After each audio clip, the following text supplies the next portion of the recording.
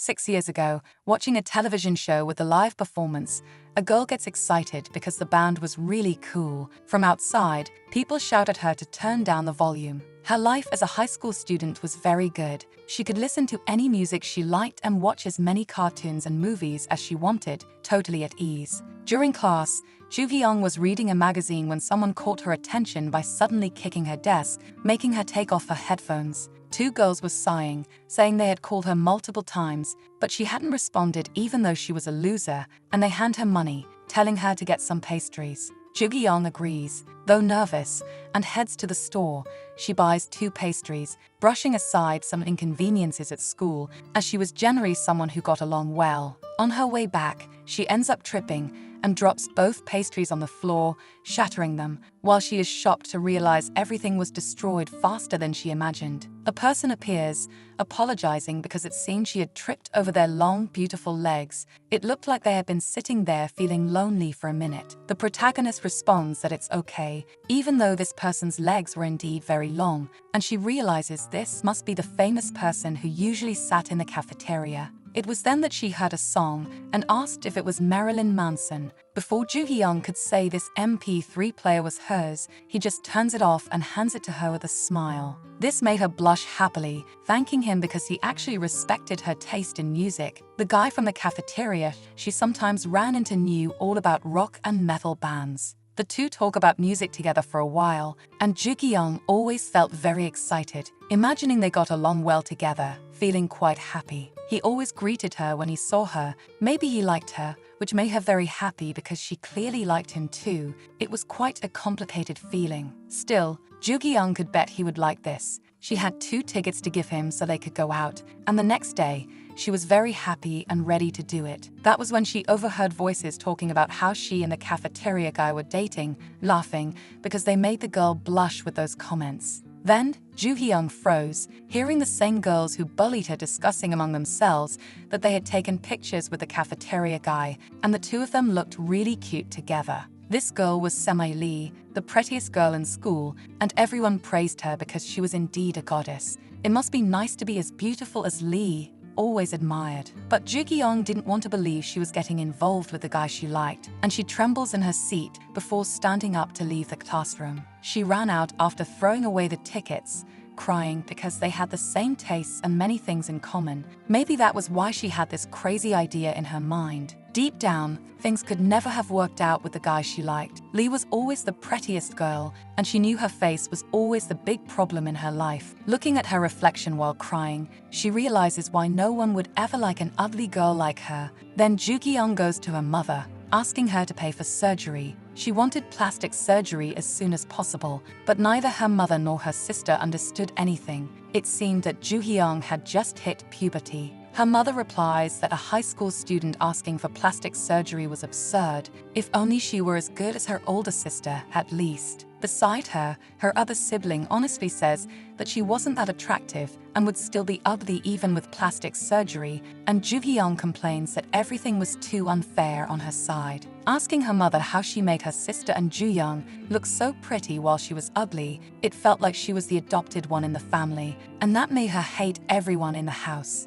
After locking herself in her room and slamming the door, her mother wonders what happened so suddenly, and her sister replies that she was probably in that sensitive phase because of everything. Her appearance must be what bothered her the most now, but it was true that she was the only ugly one among them, and she wondered why she was born this way, and her mother scolds her for saying that. In her room, the protagonist just keeps crying until she grabs her phone, thinking she shouldn't have gotten mad at her mother over something like this, and starts typing something on social media. She writes on an anonymous forum that she was feeling depressed. This was the place where she could find her only personal hope. There was a guy she liked a lot at school. She thought they could be together and had many things in common, but she was completely wrong. And now she found out he actually liked a pretty person, and now she felt bad. Being an unattractive person was too depressing. 30 minutes after posting, Ju-hyung got curious to see if there were any comments and began to receive several notifications. They were apologizing,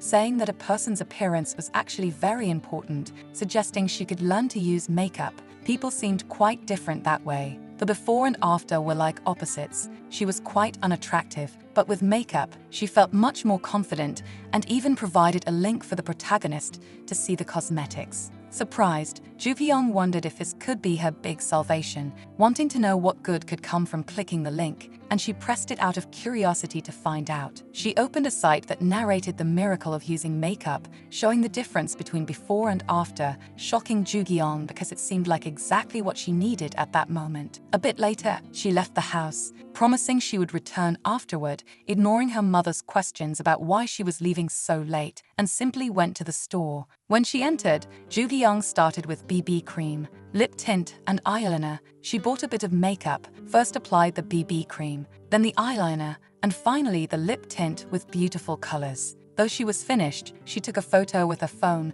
and was somewhat shocked because it still felt like something was missing. Nonetheless, it looked at least a little better than before. Suddenly, Young entered the room to deliver something their mother brought, and Ju-kyung turned, asking if he had at least heard of knocking before barging into her room. He dropped the clothes on the floor in shock, making the protagonist happy because it must mean she looked pretty, but he closed his eyes as if they burned from the sight. It was enough to blind a man, and he ran away while Ju-kyung told him to leave, wondering what was wrong with her brother and if her makeup looked that strange. The more she looked at herself, the better it seemed. The next day, when she went to school wearing makeup, everyone stared at her in confusion. It was too strange to get so much attention. That must be how pretty girls felt, and nervous, she entered the classroom trying to stay calm, wondering if she looked at least a little different that day. Suddenly, one of the girls laughed out loud, pointing at Ju-kyung, saying it seemed like she'd changed her makeup style and used a marker to draw all over her eye, leaving it completely black. Still laughing loudly, they waited curiously to see how the principal would react to her face. Unattractive girls couldn't stand out no matter what they did to their faces. As the girls laughed, Ju-kyung realized she was right from the start. An unattractive person was still the same even with makeup, and she went home, taking more photos. She posted a photo on an open discussion forum with a temporary post, wanting to know if her makeup really looked strange. She needed proper feedback. To her surprise, she received several responses, and one of them asked if she really went out with a black marker on her eyes, and Ju-kyung realized she did look terrible. One commenter suggested she should start by fixing her eyebrows. They looked like caterpillars, so she began using an app to clean them up and fix them as quickly as possible. Ju-kyung realized the comment was correct. It was indeed better to address that issue, and she received another comment suggesting she read the third top post to help her. When she looked, a girl decided to give some makeup tips and secrets for using double eyelid glue, and as she started reading, the tutorial explained how it worked. She showed how her eyes looked with the double eyelid glue and contact lenses. Some people asked for information about the lenses, which were brown from a specific brand. Ju-kyung was shocked that something like this was possible, but that was how she decided to embark on that big new journey. The day to deal with her eyebrows had arrived, and she grabbed a blade, leaving the house again to address the situation, going to the stores and returning an hour later, throwing everything she bought onto her bed, not knowing where to start. The result of her expedition was tremendous, and Ju-kyung spent all her money. She decided to start by working on her eyebrows and picked up the blade to clean up the hairs. In the end, she removed too much of her eyebrows to the point where she almost lost them entirely, but it was okay because she could still fix it later, as long as she stayed calm. She removed her eyebrows, and now it was time for the double eyelid, but she managed to mess up the application as well. Her attempts all failed, but improved over time. The eyelid glue was difficult to use, and she applied the eyelash curler before putting on the lenses, finally finishing with mascara, surprised and unable to believe the impressive results she achieved. It didn't even look like her in the mirror, so she redraws her eyebrow and takes a photo, posting it and asking how her makeup looked again this time. The comments praised her for looking beautiful. It didn't even look like the same person, and she seemed to have some kind of natural beauty to look as good so quickly with a little practice. Ju-kyung was almost moved because they called her pretty, and she happily threw herself on the bed. From that day on, she started reading beauty blogs and makeup magazines. She spent her winter break practicing to improve her makeup whenever she could, and months passed until the start of the school year, and Ju-kyung returned to school. When she entered the classroom, she looked like a different person, and that's how her new school life began. Everyone was shocked, staring at her, but she tries to stay calm on her way in. Fortunately, she ended up at a school far enough away that no one would recognize her as they did at the previous one. Thinking about it, this school was far away, and she had no friends there. Everyone seemed close. It would be complicated to get close to other students, but Jugi-young was used to being alone, just hoping no one would pick on her. But for some reason, everyone was staring at the protagonist, looking surprised, whispering about how beautiful she was, and showing interest in Jugi-young. She felt quite proud of herself. All her training over the break seemed worth it when suddenly someone tapped her back, and she looked back at the desk. She saw two girls asking her name. One was Cherin-on, and the other Suo-kang. Jugi-young introduces herself to them too, a bit embarrassed by the attention. As she heard more compliments from the girls there, wanting her phone number, getting closer to other students was easy, and people quickly started talking about her name. She posted photos in a cafe and got a lot of attention. People commented that she was the new student from class 2 who was incredibly pretty, and they even wanted her phone number. Gradually, the boys started showing more interest in her, even when Jugi-young completely ignored them, but she was so beautiful she seemed like the goddess of the school. She became quite well known, and at home, even her brother would ask who she was because she looked like a totally different person without makeup, which was really strange. Jugi-young complains that it wasn't a problem. It was better to act like they didn't know each other when they met in public, but Young took a picture of her, saying he would show the truth to everyone. Desperate, Jugi-young grabs him, demanding he give it back before she kills him, and the two argue inside the house until she decides to give up and let him do what he wants, saying she would go buy some chicken as long as he deleted the photo, and he deletes it, much to Jugi-young's annoyance. Her brother was really an annoying brat, but she sighs to calm herself. For now, she decided to finish the chapter. That was indeed the best manga. Although at school there were tensions, at home, she could enjoy her hobbies without worries. She just read comics, even when her friends asked and talked about romantic gossip and things like that. At school, she was labeled as the beautiful girl everyone knew. So keeping her image of eating little and doing things was quite exhausting, but thanks to makeup, it seemed like a smooth journey until the third year of high school. One day, she decides to go out to buy some things at her comic shop, trying not to get too annoyed because Young always wanted to take advantage of her, asking her to buy things too. In the store, she was quite happy, feeling the smell of the shop. It was like paradise. Jugi-young approached to see what the new releases were and finally found the manga in question. It was a classic horror comic, but before she could grab the book, which only had one copy, her hand touches someone else's, and she jumps to the side. Jugi-young is a bit impressed because it was a handsome guy who looked like a celebrity. She never knew someone like him lived in the neighborhood where she was living now. After just staring at her, he lowers his gaze to the book in her arms, saying he saw it first and it was his, simply taking the horror book from the shelf before her. She just watches as he goes to the counter to get the manga, leaving Jugi-young behind without saying anything else, which leaves her completely outraged. It didn't matter if he saw it first, it was too arrogant of him. He completely ignored whether she wanted that manga as much as he did. The more she thought about it, the more it was ridiculous. It was such an idiotic logic. A little later, Jugi-young returned home and immediately heard her brother asking where the ice cream he asked for was on her way out of the house. Then she handed him the bag, commenting that she had heard he was dating someone, and it was probably a girl similar to Jugi-young when she was at home. But Young denied it, saying it was completely impossible. Even his girlfriend's breathing was beautiful, to which Jugi-young joked that he should face the harsh reality already, or he would end up disappointed later on. The next day, the protagonist asked her mother where her bag had gone, and she replied that it wasn't her only bag. Moreover, the other one hadn't dried, so she should take a different one. Jugi-young complained because it was her only good bag, and her mother replied that it was absurd for her to have only one good bag. The old one was enough, and she could use it that day. When the protagonist picked up the old bag, she grimaced because it was the same one she used during middle school. Nobody else used that kind of thing these days. She really didn't want to go through the trouble of using it now. Even so, Jugi-young took it, hoping no one would notice. At school, she went out with her friends, chatting about the K-pop concert from the previous weekend, when she saw a guy walking down the hall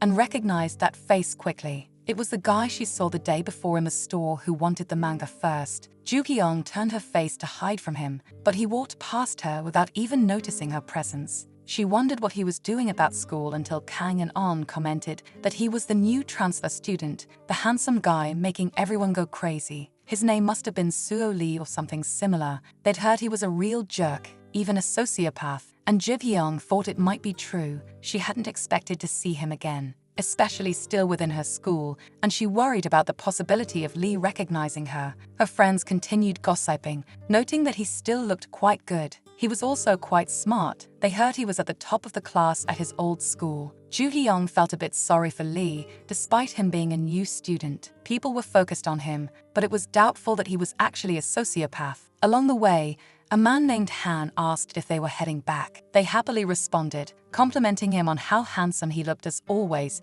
which made him laugh, saying they were being silly and asking them not to doze off during class. Ju-kyung sighed because Han was always charming. The three girls lamented, saying they'd be devastated when he got married, and time passed until school ended. The protagonist felt depressed, frustrated that of all possible places, he ended up at her school. Even the convenience store girl and her neighbor thought the same about how there were two different versions of Ju-kyung, so she hoped he wouldn't recognize her, sighing. She wished that really wouldn't happen. He couldn't know anything, and just then, Kang approached, asking if she was okay. She looked a bit sad and suggested they could go out to buy a gloss she was using. It was on sale, and the protagonist agreed, having completely forgotten about it. Ju-kyung asked her if she'd try the water tint, which was amazing. Her friend agreed and said she might buy one as well, while Ju-kyung said their blush was out of this world too. But little did she realize that while walking, suddenly, her keychain snapped in half, and just the body of it fell from her bag onto the floor. Then someone passed by and picked it up,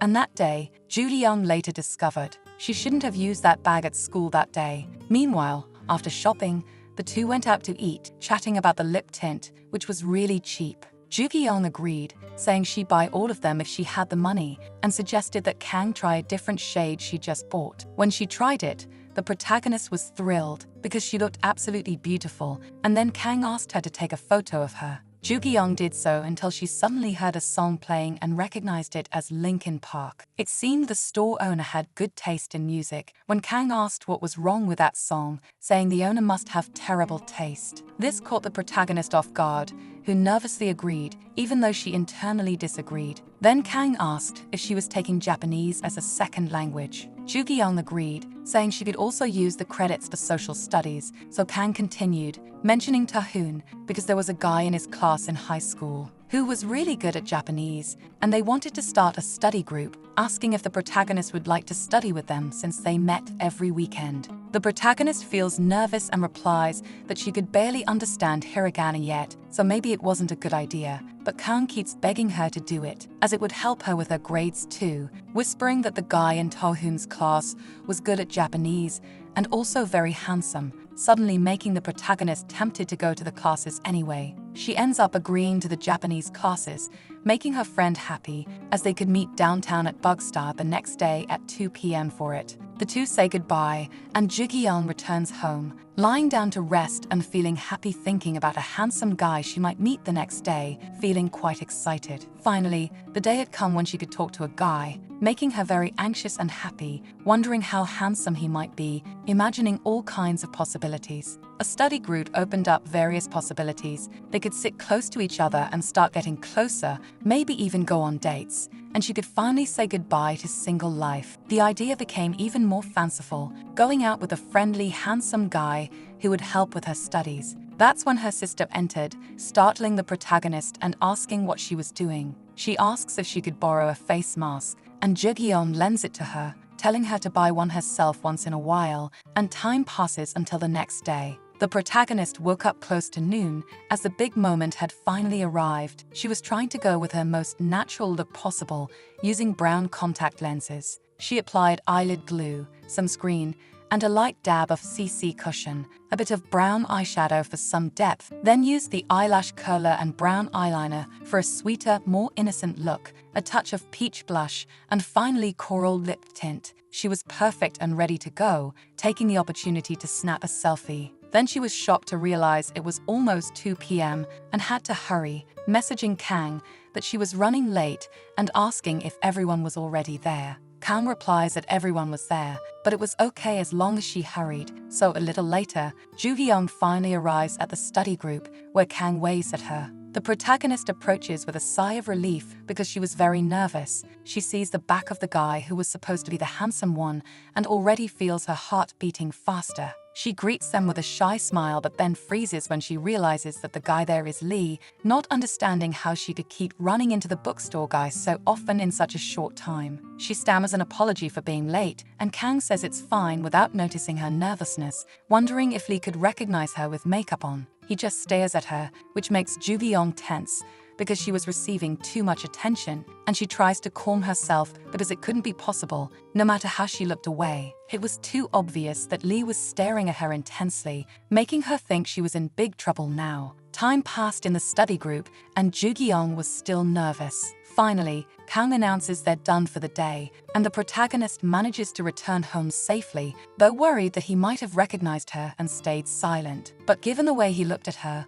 it was concerning because he might have figured it out, and she hoped that wasn't the case. It was so tense that it felt like her head was going to explode. She needed some fresh air and decided to return the comic she had borrowed, so Ju Hyung goes back to the bookstore to pick up a new manga this time. Although she tries to reach it, it was too high for her to get. That's when someone approached and asked her to move, and she freezes in shock when she realizes it's actually Lee beside her. However, instead of Ju Hyung having enough time to be surprised that they met in the same place again, he just gestures for her to step aside. He had a comic he wanted to grab, and she was in front of it, so Ju Hyung quickly moves to the side to give him space, and from his reaction, it seemed he truly didn't recognize her. She celebrates internally that this was indeed possible and feels quite proud of herself after worrying for nothing. Finally, she notices he picked up a stack to read. Ju Hyung comments that the one he chose was really bad, making him look at her, and she nervously explains that it was a comic that started well but got worse halfway through. If she were him, she would pick something else to read, even though she's tense because he moved closer and seemed ready to say something. Lee asks what she would recommend to read. Half panicked because he looked quite serious, Ju Hyung searched for one of the titles she liked. It was the debut work of a certain writer, a really good piece of art. Offering it to him, she recommended it if he liked thrillers, saying the series had 20 volumes and was worth reading. Then he opened it to take a look at the comic himself. He mentioned it better not be rubbish, then took the comic the protagonist recommended, leaving her a bit shocked because he didn't even thank her. She could hardly believe how rude Lee could be, and time passed until the next day, where she saw him again and felt happy because he wouldn't recognize her with makeup. However, despite Ju Hyung trying to greet him, he just walked past her as if she were invisible, and she tried to approach him again to talk, but he was cold once more. He questioned what she wanted from him, and Ju Hyung got nervous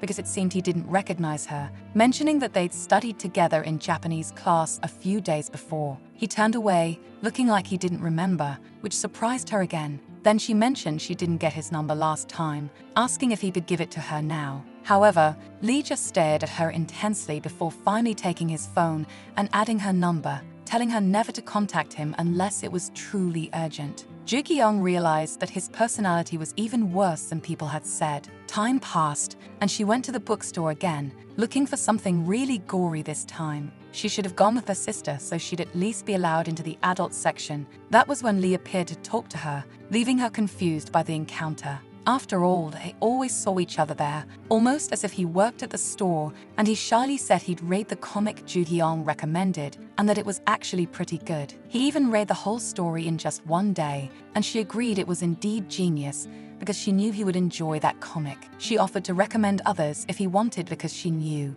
a lot about the world of comics, so she began showing Lee several more, and they finally left the store, with her still talking about checking out the blog she recommended. Finally, Ju Hyung turned to leave, but Lee asked her to wait and nervously thanked her for recommending the comics to him, which left her in shock. He seemed completely different from the person he was at school. It didn't even seem possible, almost as if the guy at school and the shy one in the bookstore were two different people. That's what the internet was for, so she posted on a forum about a guy she was interested in, describing someone she'd been talking to a lot recently. They frequented the same bookstore, but he didn't recognize her without makeup, thinking they were two different people, and he was a complete jerk at school, but different at the bookstore. He was almost sweet there, and she asked what could be the reason for that, mentioning that in the bookstore, she didn't even bother using makeup to look a little better. Replies poured in, saying maybe this guy felt super uncomfortable around pretty girls and more at ease with those who seemed more ordinary and natural. Ju-kyung wondered if that could really be it.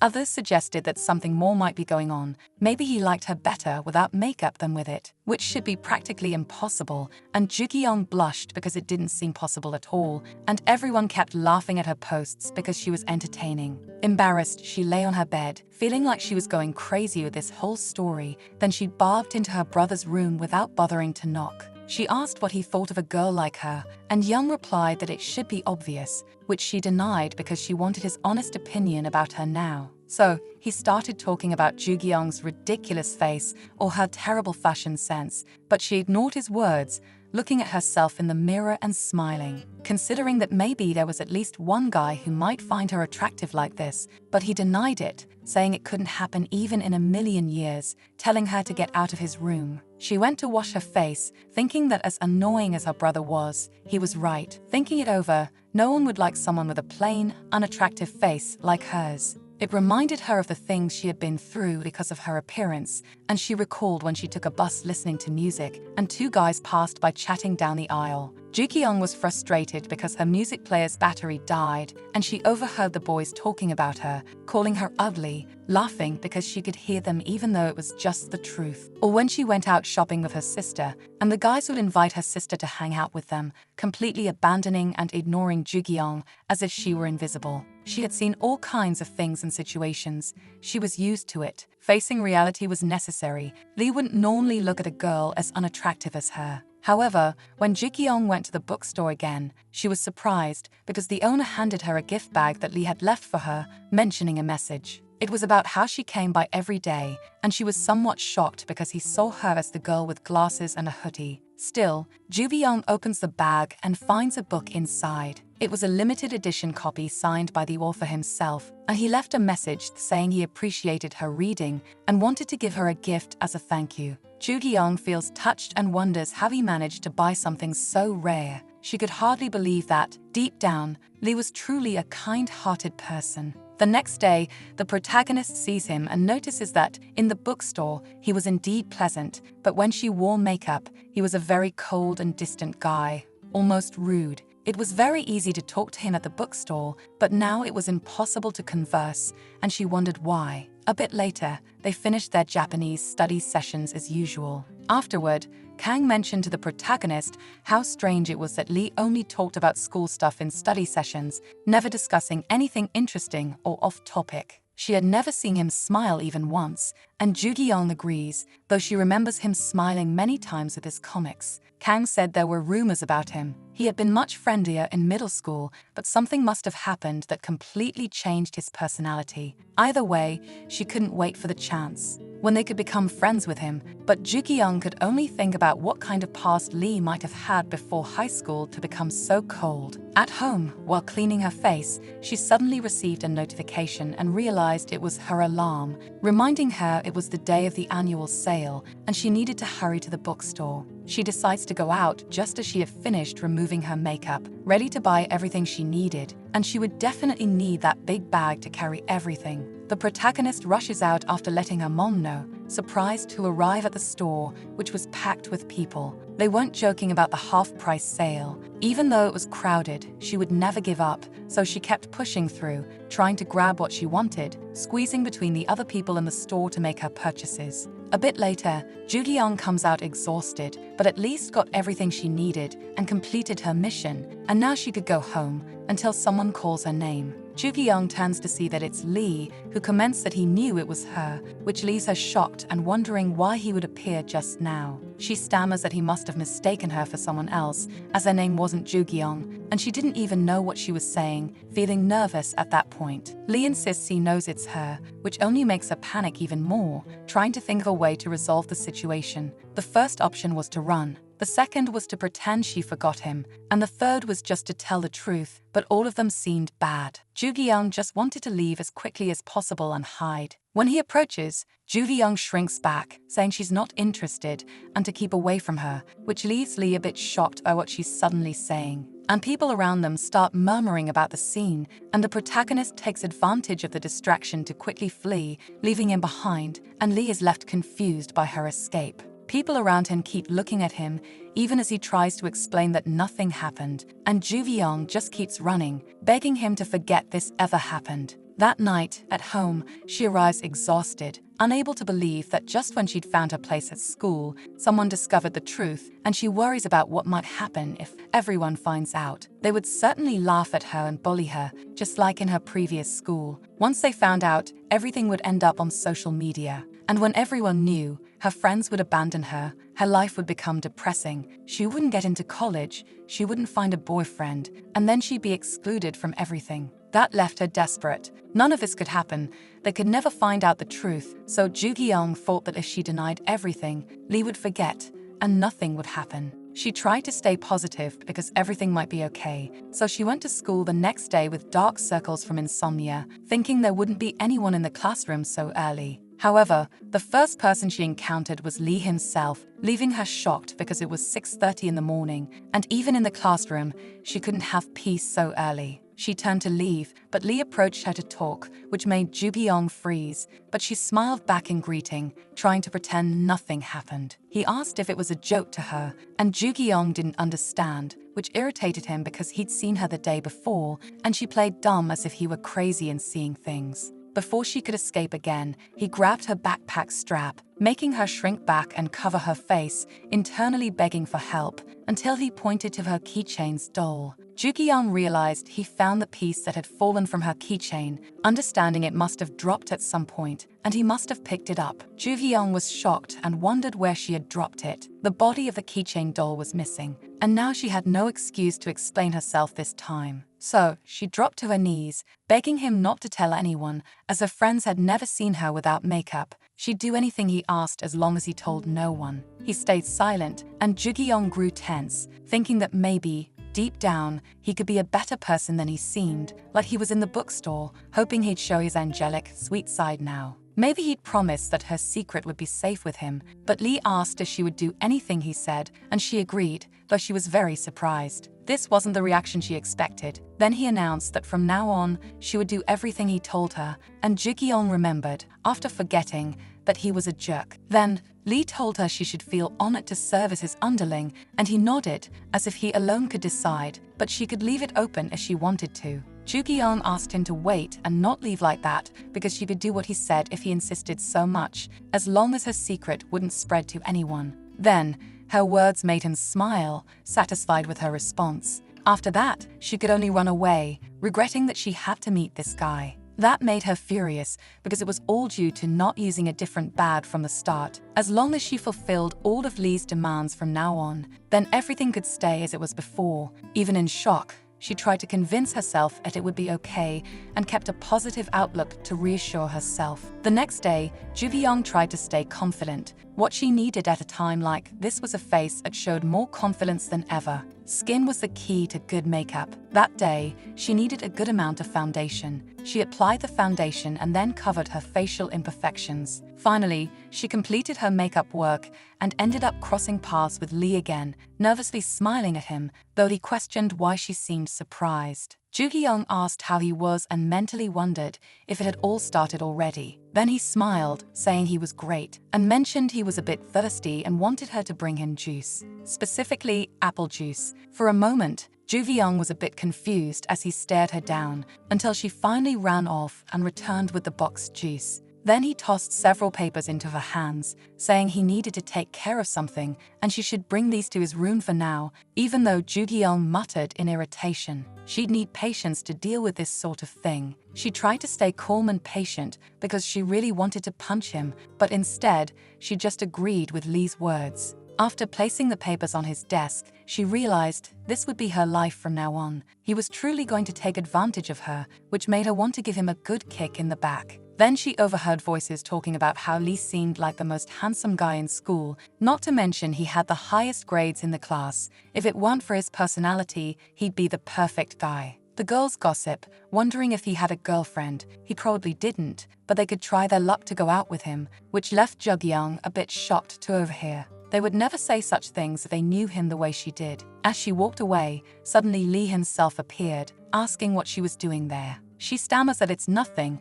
waving as she tries to leave and hoping not to be called back, and he just sighs because she was truly a weirdo at heart. Even though Jugyeong thought it didn't matter how handsome Lee was on the outside if, on the inside, he was a complete jerk, always asking her to do things on the first day of their deal. On top of that, he was treating her like a total demon. Time passed in class, and it was lunchtime. As they walked, they crossed paths again in the hallway, and the protagonist shrinks and turns her face away, mentally hoping he would go easy on her with his requests. He just moves his mouth silently, gesturing for her to follow him somewhere. Lee passes by the protagonist and her friends, who mention that they'll go back to the teacher to take care of something before saying goodbye to her so she can join them for lunch later. Finally, for some unknown reason, the two end up going up to the rooftop, even though Jugyeong reminds him that only authorized people were allowed up there. If they were caught, they could get into trouble. However, Lee just tells her to be quiet and not make a sound. He finally opens the door, and Jugyeong sighs at the beautiful view. She had never been to the rooftop before, and it was more impressive than she had imagined. Finally, he hands his bag to the protagonist for her to hold. She asks what exactly it was. It seemed like it was a lunchbox and food, but she didn't understand why he was giving it to her, and he sits down, replying that it wasn't for her. Actually, Lee had brought his sister's lunch by mistake, so he thought he'd give it to her instead. It seemed like, on top of everything, he even planned to choose what Jugyeong would eat. But either way, when she sat down to eat, it was a delicious meal, and she comments that his mom cooks really well, and he just stays silent, watching her eat. This makes Jugyeong nervous because once again, Lee was staring at her so intensely that it made her a bit tense, and he murmurs that he can't even believe it's really her. Jugyeong asks what he said because she didn't quite hear him. Besides, it was too hot on the rooftop, and they should go back inside where it was cooler. Then he mentions that she'd said before that she liked that other story, and Jugyeong feels happy about the change of topic, as he must have seen the things she wrote on her blog. She was excited to see it in the theater when it would be showing, and that's how, suddenly, she ended up going with Lee again the following weekend. It was to go to the movies with the jerk Lee, using her as an excuse to watch the movie he'd wanted to see from the start. Though annoyed, she asks if he couldn't do things differently. After all, this was the kind of movie to watch with friends, until he tells her he doesn't have any friends, suddenly creating a sudden chill and awkward silence between them. Feeling completely uncomfortable, Jugyeong laughs nervously because nobody really went with classmates to see those things, and then he asks why she's wearing makeup now. She replies that if she went out without makeup, everyone would be talking behind her back, saying he was too handsome to be walking around with her. It was all about money and things like that, so Jugyeong changes the subject, suggesting they go play some games, even as Lee tries to tell her that wasn't true. They head to the arcade. However, he is completely shocked, and she teases him about it being his first time at an arcade, and he asks her not to tease him. Laughing, the protagonist suggests they should take advantage of the moment and find something he likes, but they end up in a zombie shooting game that he was really good at. Jugyeong jokes that she was just letting him win to enjoy a bit, but this was a classic game. The two sit down to play an arcade fighting game on the machine. However, even though he'd never been to an arcade, Lee defeats her easily, and Jugyeong wonders how he isn't a professional, saying they've been playing for over 10 minutes. Instead of stopping, it seemed like Lee was really having fun, and Jugyeong holds back a laugh because he looked like a kid acting like that, and he stands up, embarrassed, to leave. Grumbling that he was annoyed now, she suggested they should take a selfie together, something Lee quickly refused, but she teased him again about his reaction. He probably didn't even know how that machine worked, explaining that it was a pure Kura machine. While the two were debating whether to take a picture, a girl saw them. She recognized Lee in that conversation. When she got home again, the protagonist was caught off guard by a pimple appearing right on her chin, the worst spot possible. There was also one on her forehead. These pimples were huge, making her sigh because they were too big to squeeze. She didn't know how she'd go to school afterward. It seemed she'd have to go to school and continue being Lee's errand girl, wondering how long she'd have to endure this situation. She laid her head on the table, lamenting her fate. As she wondered what she should do, she suddenly realized she still had the photos she took with Lee, remembering how he'd smiled that day. He didn't seem like a complete jerk then, and Ju-Young didn't know what to think about it. This depression was making her crave something sweet to try and feel a bit better. Suddenly, she saw Young appearing, complaining because he had a cold, and asked her to bring him some medicine and tea, asking her to take care of him a little. So Ju-Young went out to buy the things and also some chocolates, but she suddenly heard what seemed to be a kitten meowing nearby. She ended up finding a little kitten meowing and could hardly believe how cute it was. But before she could approach it, she saw a shadowy figure nearby. She let out a surprised scream, and the person also shouted in shock. Then Ju-Young realized it was Lee standing there, and she asked what he was doing there at that time of day. He looked shy and averted his gaze to the can of fish he'd brought for the cat, awkwardly saying he was just out for a walk and decided to take a break there. Ju-Young could tell it was a big lie, realizing he must have been trying to feed the kitten. She crouched down, saying it was a shame since kittens like that suffered. On the streets, they usually didn't survive for long on their own. She petted the cat while Lee agreed with her, still embarrassed as the protagonist teased him. After a moment, she offered him a chocolate drink, and they sat on a bench, with the protagonist mentioning the movie they'd seen the other day. She said it wasn't bad, but he stayed silent, just drinking, until Ju-Young changed the topic and apologized for the things she'd said in the street the other day when she panicked. He replied that it was fine,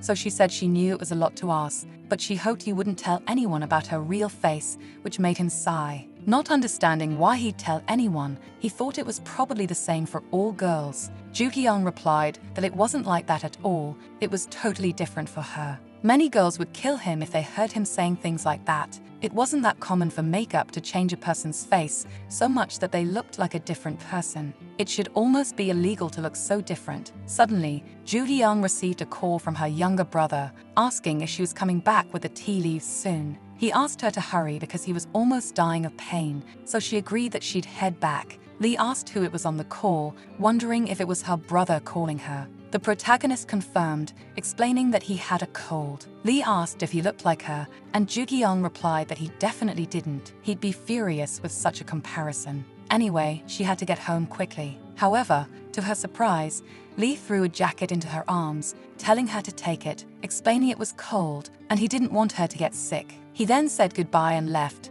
and she thanked him, still a bit surprised. Later, Ju-Young returned home, feeling strange about Lee's gesture. Young kept pleading for help because he was sick and asked where she got that jacket. It was clearly someone else's because it was super expensive and quite famous. He begged the protagonist to let him try it on just once, and when she agreed, she couldn't understand how Lee could have such an expensive jacket. It cost $1,000,000, and she couldn't understand why a teenager would wear something so pricey. Finally, Ju-Young took the jacket back from her brother after he snapped a quick selfie. The next day, her friends asked how Ju-Young managed to become friends with Lee, leaving her confused, but they mentioned that they saw he sent her a message. They also all wanted his number. While they were walking through the cafeteria, suddenly a girl falls on the floor and spills her food, drawing everyone's attention. Ju-Young approaches to ask if she's okay and realizes that she's a stunningly beautiful girl. The girl asks if Ju-Young could clean it up for her now. The protagonist agrees,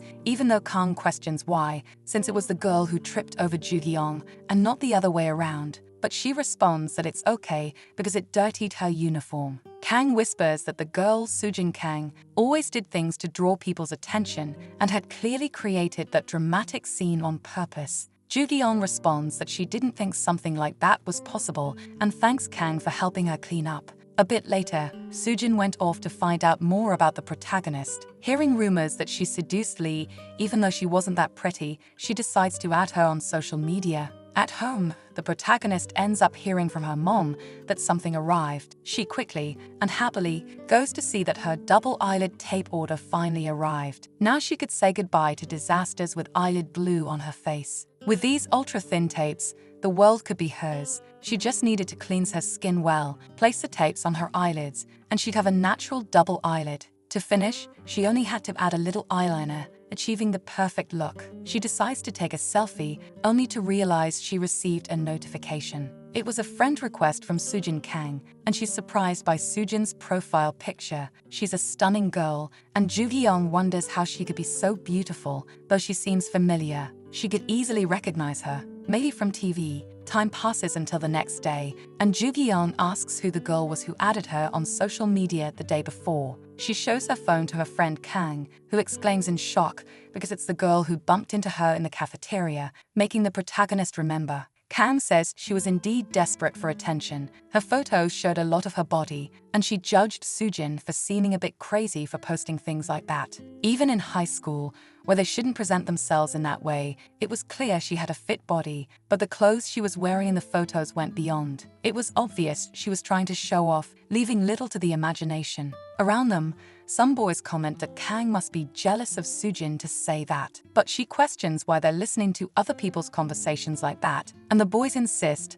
that it was obvious that any girl would show off her body if she had one like Soojin's. Kang refuses, saying she'd never do that. Anyway, she didn't have anyone to show it to, and they reply that it doesn't matter. It just seemed like Kang didn't have the courage to do it. Ju Hyung tries to keep her friend calm even as she gets irritated, asking her to ignore them, and Kang sighs, saying that's why she doesn't make friends with other boys. While looking at her phone and Soojin's social media, the protagonist thinks that maybe she really was showing her body a bit too much. But to her, Soojin was still very beautiful. And she wonders if people hated her just for that, though she fully agreed that Soojin had a practically perfect face and body for any girl. When she compared her own body to hers, she felt a little envy. Later on, Ju Hyung went out to meet Lee, who asks why she wanted to see him that day. She hands back the jacket he lent her the other day, apologizing because her brother wore it once as well, and asks if he'd like her to just give the jacket to him as a gift then. But she's shocked by the proposal,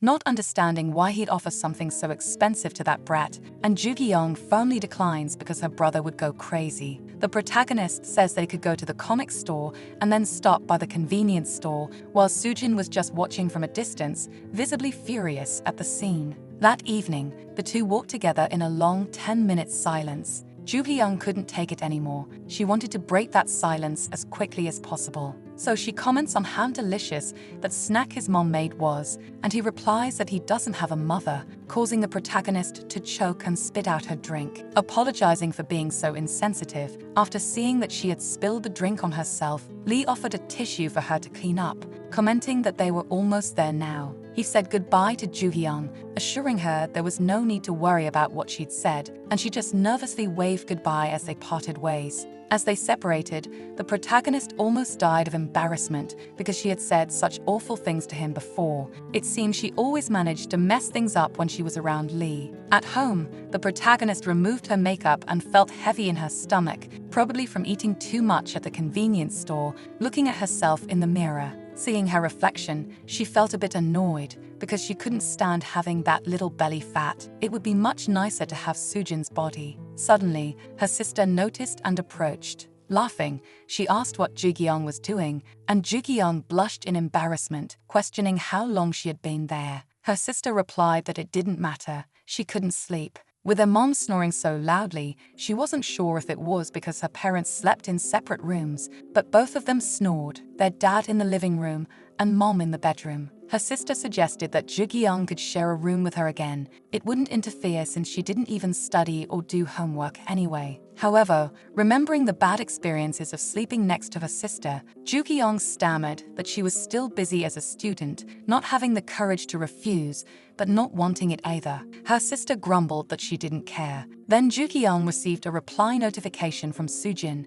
and the two exchanged messages for a while on social media right there. When the protagonist woke up the next day, she didn't feel like doing anything. Even though she was doing nothing, she intensely wanted to keep doing nothing, feeling exhausted and lazy. It was the weekend when she received a notification from her older sister asking if Ju Hyung would like to have lunch with her, as there was a cool Japanese restaurant nearby. Sighing, even though she didn't feel like going out, Japanese food was tempting, so she just decided to agree. A bit later, the two met up, and her sister was surprised. Because Ju-kyung hadn't dressed up, her face was all oily, and she asked if she had even washed it before leaving the house. The protagonist replied no, as it didn't make any difference. The two got in line, shocked by the number of people waiting, and her sister explained that at famous restaurants, they always had to wait to get in and eat properly. It was extremely hot, but finally, the two reached the restaurant entrance, where Ju-kyung was happy because they could finally eat,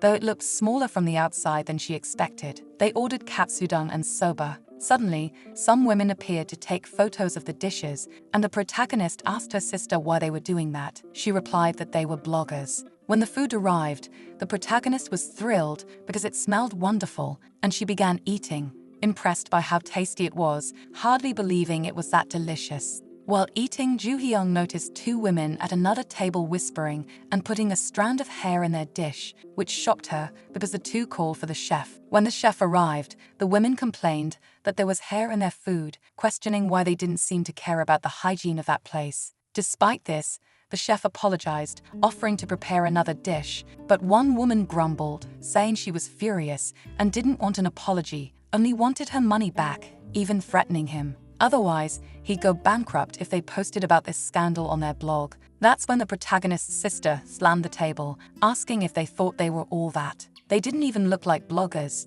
just beggars, shocking Ju-kyung because her sister got involved in the unfair fight. She tried to hold back her older sister, who was furious. The protagonist asked her to calm down, saying they had seen everything. They'd clearly put their own hair in the food, and it wasn't even the chef's hair color. When the two women were confronted, they became nervous and decided to leave, incredulous that these two had interfered, and even called the chef ugly to his face. A bit later, the chef thanked the two of them for defending him, and Ju-kyung replied that it was fine because those two girls had started it. The chef said he wished he could repay them for their help, but they replied it was all right because they just loved the food and only wanted him to take care of the orders now. When the two left the restaurant, her sister sighed, saying she just wanted a nice lunch, and those others had ruined it. Ju-kyung replied that it was fine because the food was delicious. Finally, the two part ways because her sister had to work now. When she got home, the protagonist felt full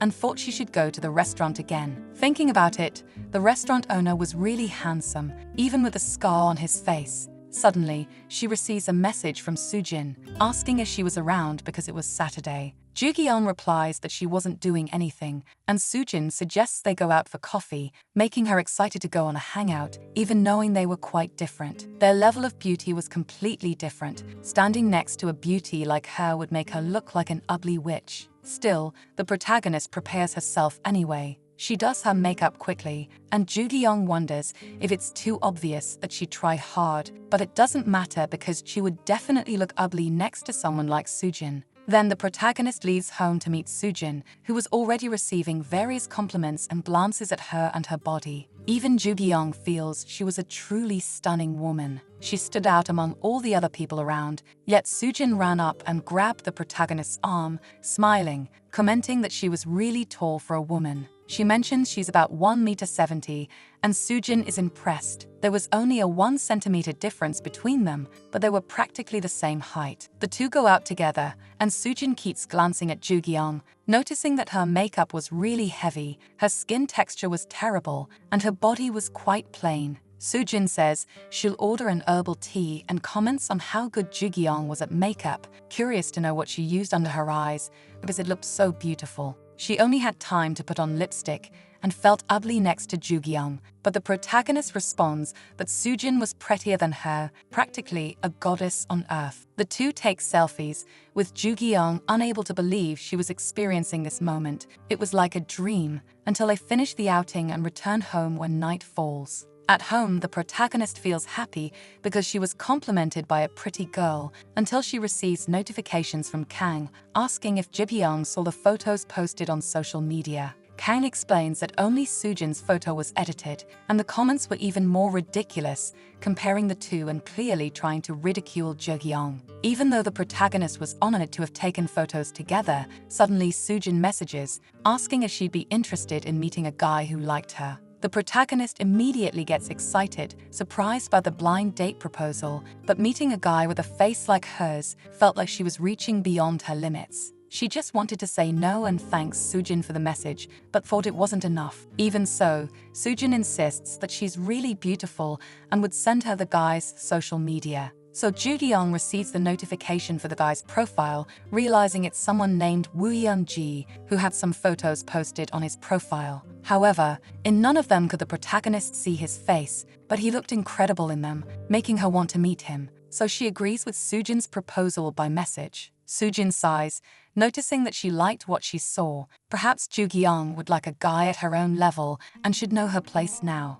Soojin thinks that all Joo Gi-young should do was disappear from her life. She then calls Ji, as she received the protagonist's number, and would send it now because it seemed Joo Gi-young was interested, wishing him good luck. A bit later, Joo Gi-young is shocked because Jae sent her a message and they greet each other, with him commenting that it was also his first time talking about this. He typed politely, making her tremble with nervousness. Ji asks if they could meet up as she's free that weekend, leaving her super excited. She couldn't believe something like this could actually happen, so she quickly decides to look for new clothes for her date. At school, she tells her friends about it. They're obviously interested, as it seemed Jae was a college student with a perfect vibe. Still, it was strange because they couldn't see his face in any of his photos on social media. Nevertheless, they wish the protagonist good luck on her date because it would definitely be amazing if they started dating. If he's as handsome as he seems, they would be so jealous of Joo Gi-young. They just want to know all the updates as much as possible.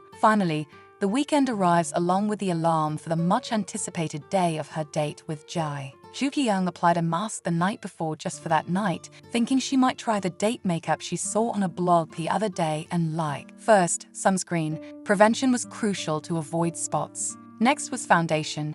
She blushed easily, so she chose a green-toned base to apply. Before applying foundation, it was time for her secret weapon, high-coverage concealer. She could use it to get rid of dark circles and small blemishes, then use brightening powder. Just a light tap for the powder. For her eyebrows, she'd use a brush-like pencil for a natural look. Double eyelid tape was absolutely necessary, just a light touch then. With the eyelash curler, she'd skip mascara and add a bit of eyeliner at the ends without applying any shimmery shadow. For lenses, she'd wear simple brown ones. With the right size, she chose the coral shade for her lips, a slightly darker rose inside her lips, and now she was ready, feeling even better than usual about herself. She ran to ask her brother how she looked, and he complained because she entered without knocking first, only to push her out even though Joo Gi-young was just teasing him a bit. That's when she realized she was late and needed to hurry. She ran to the spot where Jae hadn't arrived yet, but it was perfect because she could calm down and check things over. It seemed everything was perfect, but even though she looked fine before leaving home, it still felt like she'd worn too much makeup. Then Jae himself appeared, asking for her. Joo Gi-young was in shock. He was even more attractive in person, making her shy to even look into his eyes, and he smiled, asking if she had eaten anything. They could get something for her to eat, and he asked what she felt like having since they could pick something special for their first date that day. Joo Gi-young agreed, thinking he was really thoughtful, and they went to a place to eat and ordered. She couldn't help but think Ji was stunning to look at. She worried that he might regret meeting her in person, but he complimented her, saying she had big, beautiful eyes, making her blush. Even if it was all thanks to the lenses and makeup, they ate together, enjoying their noodles and making Ji laugh. Joo Gi-young wondered if she'd overdone it with the food. He offered her a taste of his pizza, and she asked what his blood type was. He replied that she should guess, and when she couldn't, he revealed he was type O. She laughed nervously because she was type A, thinking she must have looked silly, showing her gums while smiling like that. Then they decided to go somewhere else. This time they went to a cafe, and Ji told her she didn't need to act so formal around him since he was only a year older than her, and Joo Gi-young agreed. They went for an iced coffee and an Americano, and she decided to pay for the drinks this time. Time passed until it was finally time for them to part ways and head home. The protagonist went to the station to catch her train, thinking it was a shame they had to say goodbye so soon, and saw him waving goodbye. She thought he was even better than she'd imagined. He messaged her to take care and let him know when she got home. Joo Gi-young was pleased, feeling like things had gone well. At this pace, there might be some hope for this relationship to work out. At home, she reflected on everything that happened. Jae seemed really nice, not to mention polite. He was only a year older but was very mature. That's when he messaged, asking if Joo Gi-young enjoyed the date, saying he had a great time. He also asked if she had plans for the following Wednesday, which was a holiday, surprising her since he'd already invited her for another date. She replied that she had no plans.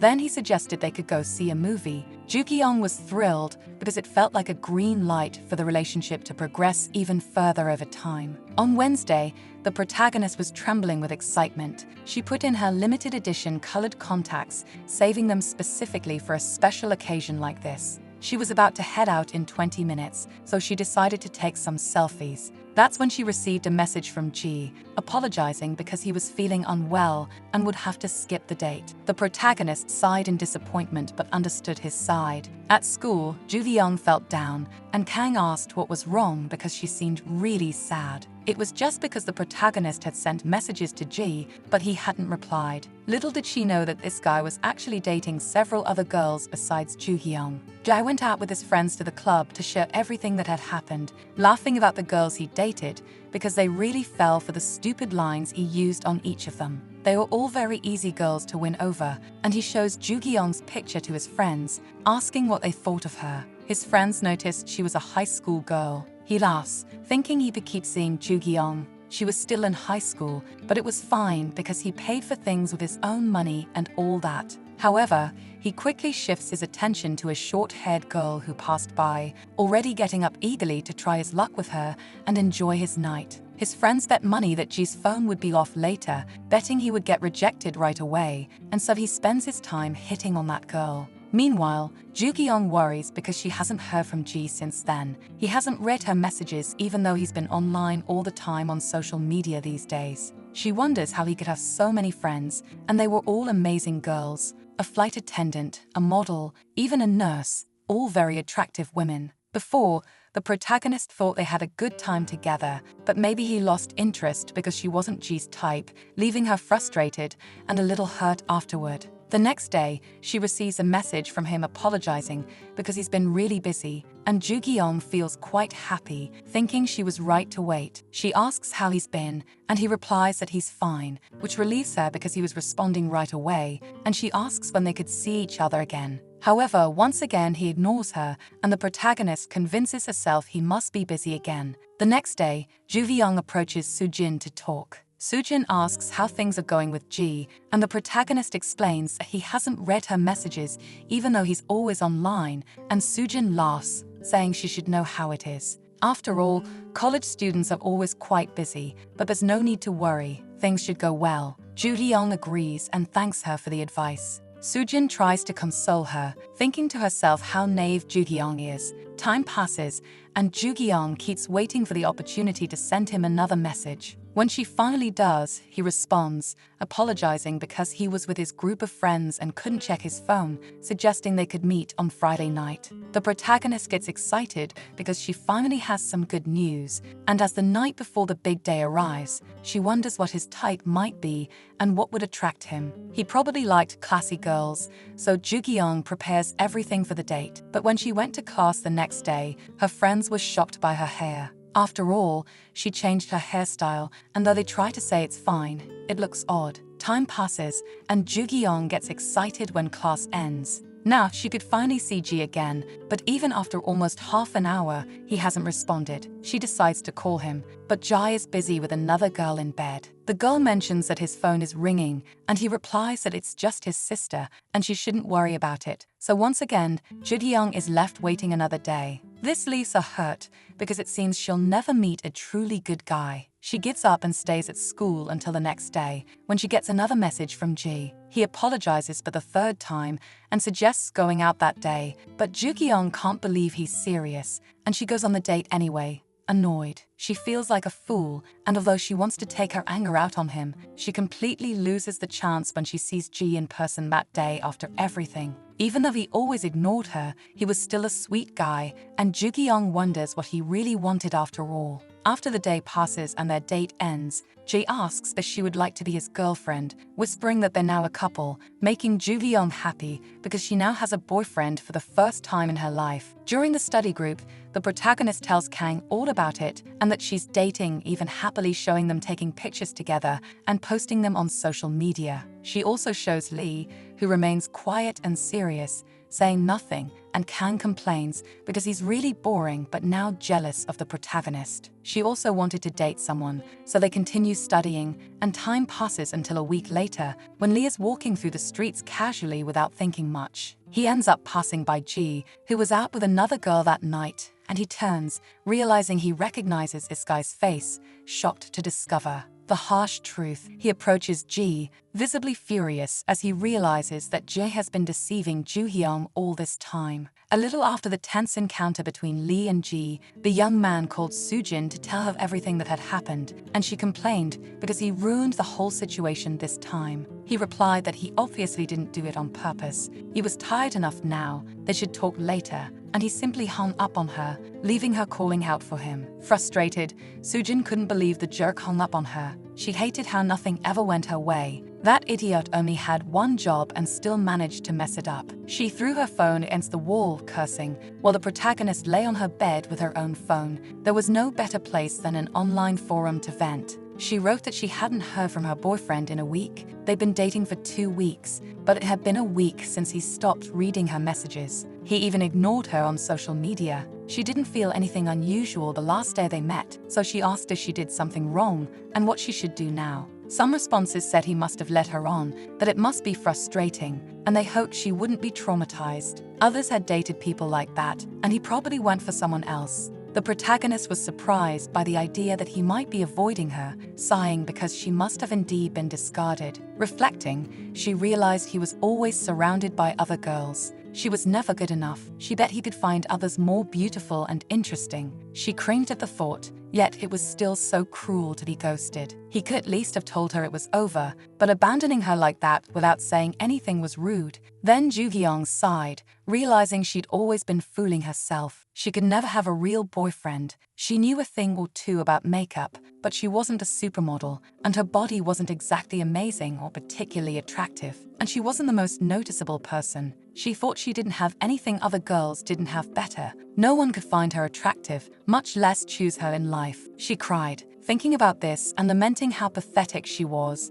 The next day, even after using enough barley tea, her face was still quite swollen from the tears. Her paths crossed with Soo-jin, who asked if she was still dating Ji, and Joo-hyung thought it was a shame to tell her the truth, as she was the one who introduced them. So, she stammered that it really hadn't worked out, their schedules were too different, but she thanked her anyway for the opportunity, which left Soo-jin irritated. After all, the protagonist didn't seem the least bit shaken, and she sympathized, saying that Joo-hyung was too good for him anyway. She was too sweet and pretty for him. She deserved an even better guy, which made Joo-hyung quite happy to hear. Soo-jin said she should forget about it and suggested they do something fun over the weekend to distract her. Joo-hyung wondered what she had in mind, and Soo-jin mentioned a really popular cafe she knew where they could take the best photos of their lives. At this, the protagonist agreed, leaving Soo-jin quite excited. In the classroom, Kang asked her friend if she was okay, and the protagonist agreed with a forced and nervous laugh. She just needed to focus on studying because, after all, she was a senior. Kang agreed. It wasn't like she and Ji had been dating long enough to get too attached. Still,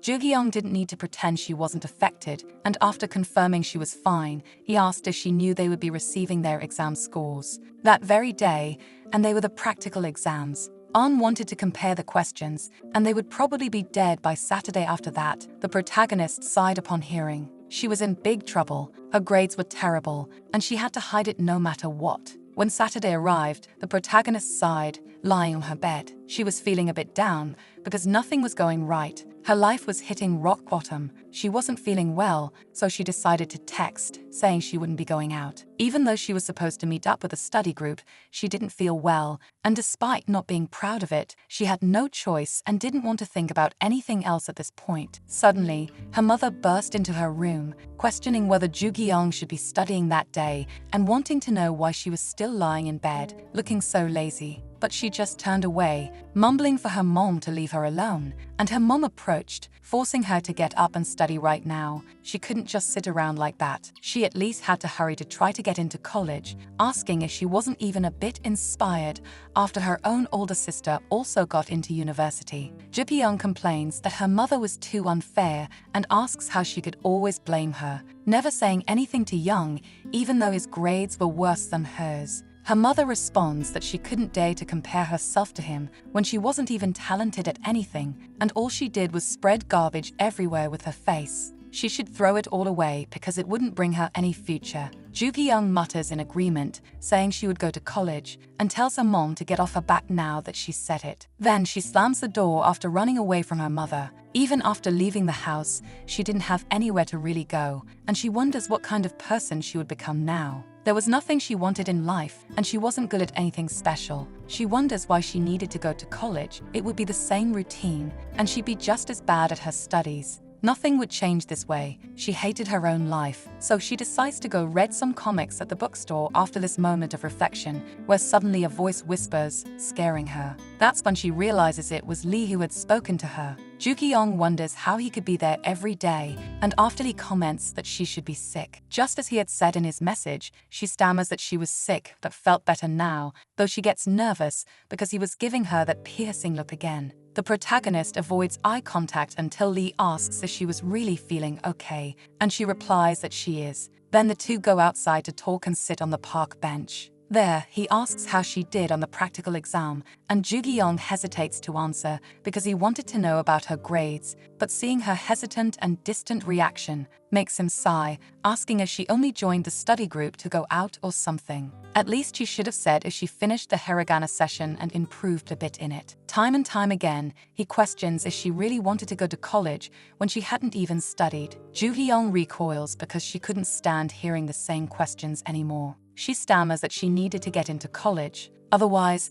her family would treat her like human trash, but she didn't know if she could get into a university with grades like hers. He replies that she just needed to study, and she agrees, but the problem was that Japanese wasn't the only subject. She was terrible at every possible subject, and it was complicated. Sighing, Lee asks how she could go to college like this, but since she was serious about it, he says they should first start by choosing which one she'd want to get into. Then they could start with 2 hours in the school's study room. After hours, just the two of them. Ju-young asks about the others, and he replies that everyone got good grades on the tests. She understands and says he didn't have to do this, but she thanks him for the effort. Then she gets up because she needed to get back before her mother started worrying. After a moment, Lee asks how things were with her boyfriend, and Ju-young is surprised, replying that he probably wouldn't want to know because it was a disaster. She'd never be able to have a real relationship, but he says it should be one less thing to worry about, and Ju-young agrees, still a bit downcast, and says goodbye to him.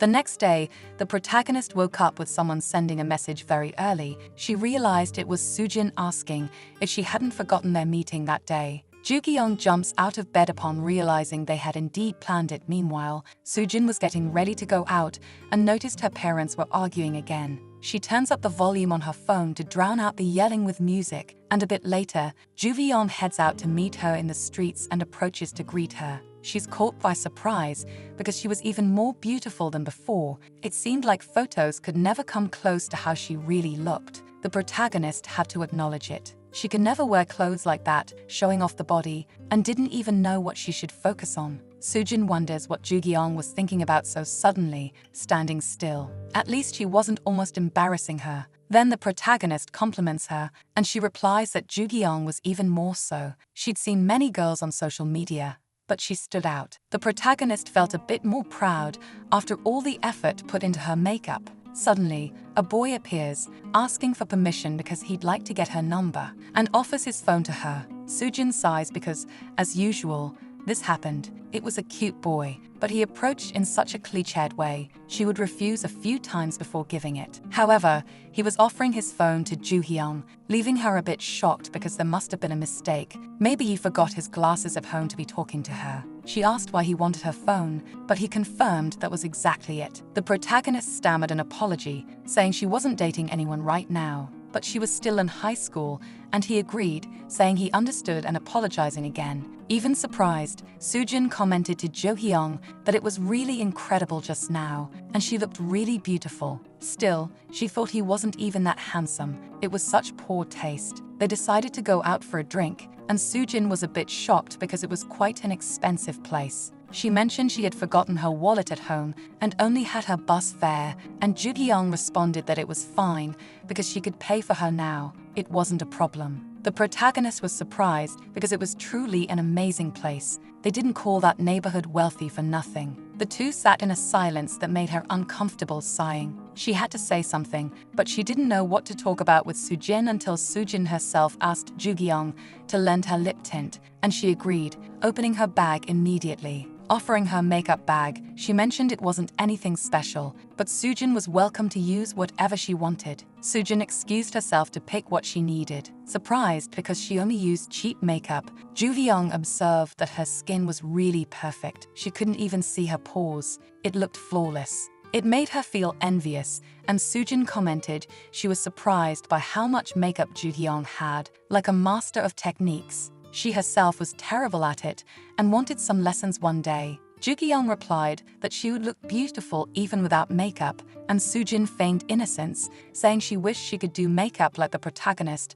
and asked her to teach her. She was only using BB cream and lip tint that day. She thought makeup was too difficult, leaving Jugyong a bit pressured because she said Sujin would look beautiful just as she was. Again, they fell into silence, and the protagonist asked how her body could be so good, wanting to know if she followed any diet, and Sujin confirmed she did it every day. Even if you're born perfect, you could never stay that way without exercise. She did 200 squats a day, plus yoga and sometimes swimming, always whatever she could. This surprised Jugyong because she never knew Sujin worked so hard, and Sujin asked if she liked clothes. She loved fashion and was thinking of opening an online store afterward. When she graduated, the protagonist was impressed that she had already decided on her career just now, and she thought it could all work out since Sujin also had the right profile for it. She still didn't know what she wanted for the future, but Sujin was always impressive. She herself laughed, saying there was no need to rush. She should just discover it at her own pace. And she got up to go to the bathroom, excusing herself. Meanwhile, Juvyong thought it was surprising because while Sujin could do 200 squats, she herself couldn't even come close to 20, doing exercises while eating only fried chicken and pizza. And speaking of self-control, it was something she lacked, even though she had decided what to do in life. She was truly admirable, and she considered that she should start exercising too. Not that she could ever reach Sujin's level, but she could try starting something like that. When Sujin returned, she caught Jugyong off guard, suggesting they could take some selfies because she had an app that did wonders, taking the opportunity to snap several photos. However, to Sujin's surprise, two girls appeared in the background, and she recognized them, wondering what they were doing there, which made her start trembling, stuttering for them to leave. A voice approached, asking if it was really Sujin, even as she mentally begged them not to come closer. Yet, they still approached and immediately recognized her. It was quite a coincidence to see her there again, and she laughed nervously, agreeing. The girls asked if Jugyong was a new friend. She was indeed very pretty, and it made sense. The prettiest girls should always be together, the protagonist thought, impressed that they must be other friends of Sujin. They were all very attractive and wore expensive things, and only branded items. They didn't even look like high school students. The girls complimented Sujin, saying she was even more beautiful than before when they studied together. They also loved her social media posts and invited her to go out or call anytime. They kept commenting on the things they had and how they were similar, which only made Sujin more nervous, and even Jugyong felt uncomfortable and excused herself to go to the bathroom, feeling the pressure, but to her surprise, she overheard things. The same two girls who had praised Sujin earlier were now insulting her because she was showing off, laughing behind her back, and criticizing the same clothes and accessories they had complimented before. They looked like fake clothes. They were pathetic outfits with no style. The protagonist wonders how they could say such things after pretending to be friends with Sujin just a moment ago. She decides it would be better to wait until they leave. Finally, the protagonist returns, and Sujin gives a slight smile, apologizing because she needs to go home now as something came up. Even though she wanted to stay longer, it was a shame to leave so soon, but the protagonist says it's okay because she had a lot of fun that day and they could go. She didn't know what had happened earlier, but those so-called friends of Sujin were awful people when they talked behind her back in such a rude and fake way. She wonders what kind of friends they were, how they could be so cruel after acting so friendly like that. Sujin would surely be hurt if she found out about it. That night, Sujin returned home thinking the whole day had gone badly, and she recalls the times she spent with her former friends, sighing because it only made her feel worse. She was then confronted by her mother, who grabbed her by the hair, demanding to know where she'd been all day.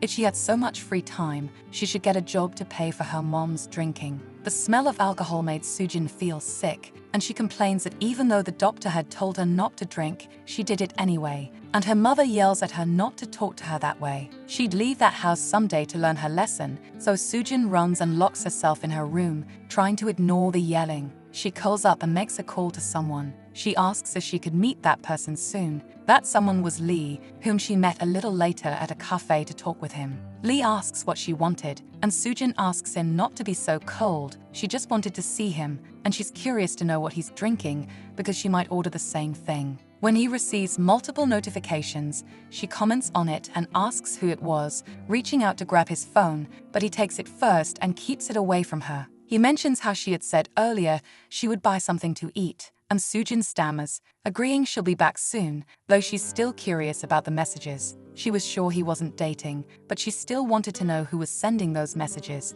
especially to make him laugh like that, which she rarely saw. Then she returns asking who the messages were from and who the amazing girl was that made him so happy. Changing the subject, Lee asks why she called him there. Sujin replies she just wanted to see him, and he gets up, asking if they could end it now because he's leaving since he has nothing to say to her now that they've met. Still, Sujin asks him to stay, and it looked like he was really leaving like that. She sighs because it was all so embarrassing and wonders what she did wrong now. Not knowing why everyone always treats her this way, her head was aching. Meanwhile, Ju-hyun wonders how Sujin must be doing. She hadn't seemed well earlier. Something must have happened between her and those supposed friends, and she decides to check social media to see if she had posted anything and notices the photo from before. The protagonist feels relieved because Sujin had posted it. She was worried for nothing and was glad she had fun when they went out together. Now it only made her more determined to exercise. She starts doing squats, and the next day her legs were sore, even though she hadn't done that many, just for one night, and she finds Kang in a similar situation. On says she went to a concert the previous day and totally lost it. Ju-hyun asks if she stood the whole time, and Kang agrees because she did it all excitedly. She didn't mind being a senior. It was the best day of her life, and she was thrilled because she went all out. Jokes, asking what kind of high schooler did that. It was a boy band concert. They were cute, but she couldn't understand why she liked them so much. Kang replies that she was completely clueless and didn't know anything, and shows their faces. They were electrifying, handsome, cool, and great performers. There was no other group like them, suggesting they should get into the wave before it's too late. And she suggested that she could help them get into this world, offering some notebooks and other items she received from the show since they were her best friends and just had to promise to take care of everything with love. In the end, after all that, the protagonist went on with her day, still feeling tired and hungry from all the effort. She passed by Lee, who reminded her that they should head to the library, and she agreed, realizing she'd need to study again after everything. Lee asked why her backpack was so heavy, saying it felt like she was carrying rocks, so he took it upon himself to carry it for her, allowing her to go hands-free. Even though Ju-hyun mentioned it was really heavy, she wondered why he was being so nice all of a sudden, but in any case, they headed to the library together. She noticed she'd brought along the notebook that Kang had given her, surprised because all the guys in it were really handsome. They all looked very attractive. They even wore makeup. Their hair and clothes were cute too. When he noticed she was quite distracted, Lee asked what she was doing. Ju-hyun told him she'd gotten it from Kang and mentioned that she thought he would look good with one of those hairstyles, but he just told her to get back to studying and focus on what mattered. At home, the protagonist noticed that boy bands used all kinds of different makeup, and Ju-hyun ran to see her brother in his room, who complained again because she never knocked. She apologized and asked him to come over for a moment, preparing him because she wanted to use him for makeup practice. As long as he helped her, she could buy him fried chicken, and all he had to do was sit still, which kept her brother quiet, while Ju-hyun noticed that Young had large eyes and a small jaw. She could try making him look like a member with a similar face shape. First, she applied foundation, then matte shadow around the eyes. Layers of deep colors on the outer corners. Trimmed eyebrows were also important, some shading to enhance angles, and lip tint was a must. Especially for boy band members, blending the color outward was suitable. When Ju-hyun finished, she was surprised because her younger brother really looked different. The boy was curious to see and was surprised that he looked really different, then went to show his older sister, asking if he could join a boy band now. She asked what was wrong with that idiot, leaving Ju-hyung smiling because men's makeup was quite fun too. It didn't turn out that bad. Even as a beginner, she thought she should try different styles. Sometime later, Ju-hyung woke up on Saturday with a study session planned for that day. She just wanted to sleep, but received several notifications from the study group saying that no one could make it that day, and it seemed like everyone except Lee was going. It looked like the two of them might meet alone, and Ju-hyung didn't need to wear makeup either, so she went to the meeting spot, but he hadn't arrived yet. Then he showed up, catching Ju-hyung totally by surprise because he had a new hairstyle, reminding her it was the one she'd suggested last time. She started laughing a little, asking who he was, and he blushed, telling her to open the book to review, but he really did look like a celebrity dressed like that now. He really could look better than most boy bands, so they went out together, and Ju-hyung asked if he had other plans, suggesting they could stop by a convenience store. The two went to get something to eat, and she complained that she'd picked something too spicy, deciding to buy a soda to pass the time, while little did she know her older sister was nearby. Her sister was coming back from work, feeling bad, because the CEO always started drinking in the early afternoon, and she wanted to grab one of those hangover drinks before heading home. When she entered the convenience store, she saw Lee just as Ju-hyung returned with juice for him too, finding her sister talking to him and introducing herself. She asked if he'd be interested in doing an audition for her entertainment agency, but she nearly vomited as the protagonist realized it was her sister who appeared out of nowhere. She handed her sister a bag to throw up in, not understanding what was happening so suddenly, but it looked like Lee was equally shocked and ready to freak out about the scene. At that, Ju-hyung had no choice but to tell him she really had to go now, asking him to pretend this never happened, and he replied that it was all fine. And he asks if they don't need to stop by the pharmacy first, but the protagonist says it's not necessary anymore, bidding him farewell as she helps her sister get home in that state. Then, her sister asks exactly who Ju-hyung is, since she isn't a stranger and even looks familiar. The protagonist can't believe her sister drank so much to the point of forgetting her. Her sister jokes that she looked like a rice cake. It didn't take long for the two of them to get home, and the protagonist put her sister to bed. Almost exhausted after everything she had to do, especially embarrassed and unsure how she should face Lee after this incident, her older sister managed to ruin everything. Still, Ju-hyung hadn't been able to hear what they were talking about before getting closer. Meanwhile, Lee had her sister's agency card. He puts the card away, and the next day her sister is nursing a headache from a hangover, and Ju-hyung greets her, sulking, while she asks how she got home. The protagonist is shocked because her sister really didn't remember anything, and she responds that she doesn't, but she thinks she saw a very handsome guy on the way home and might have been hallucinating. For now, Ju-hyung just hands over the soup she made for them, grumbling about her sister's hangover, even as her older sister complains about it. A bit later, Ju-hyung is forced to go out to buy a snack for her sister, wondering what she did to deserve such sorrow in her life, but at least she could enjoy it, and also buy a burger for herself to eat. That's when she notices two guys who cut in line in front of her, just staring at Ju-hyung, who wasn't wearing makeup. This makes her step back because she couldn't refuse at this point. She considers the options of chicken or cheese sandwiches and wonders if she should add even more now. She sees a couple coming down the stairs, talking about how he made her spill ice cream on herself, and he promises he'll buy her another one.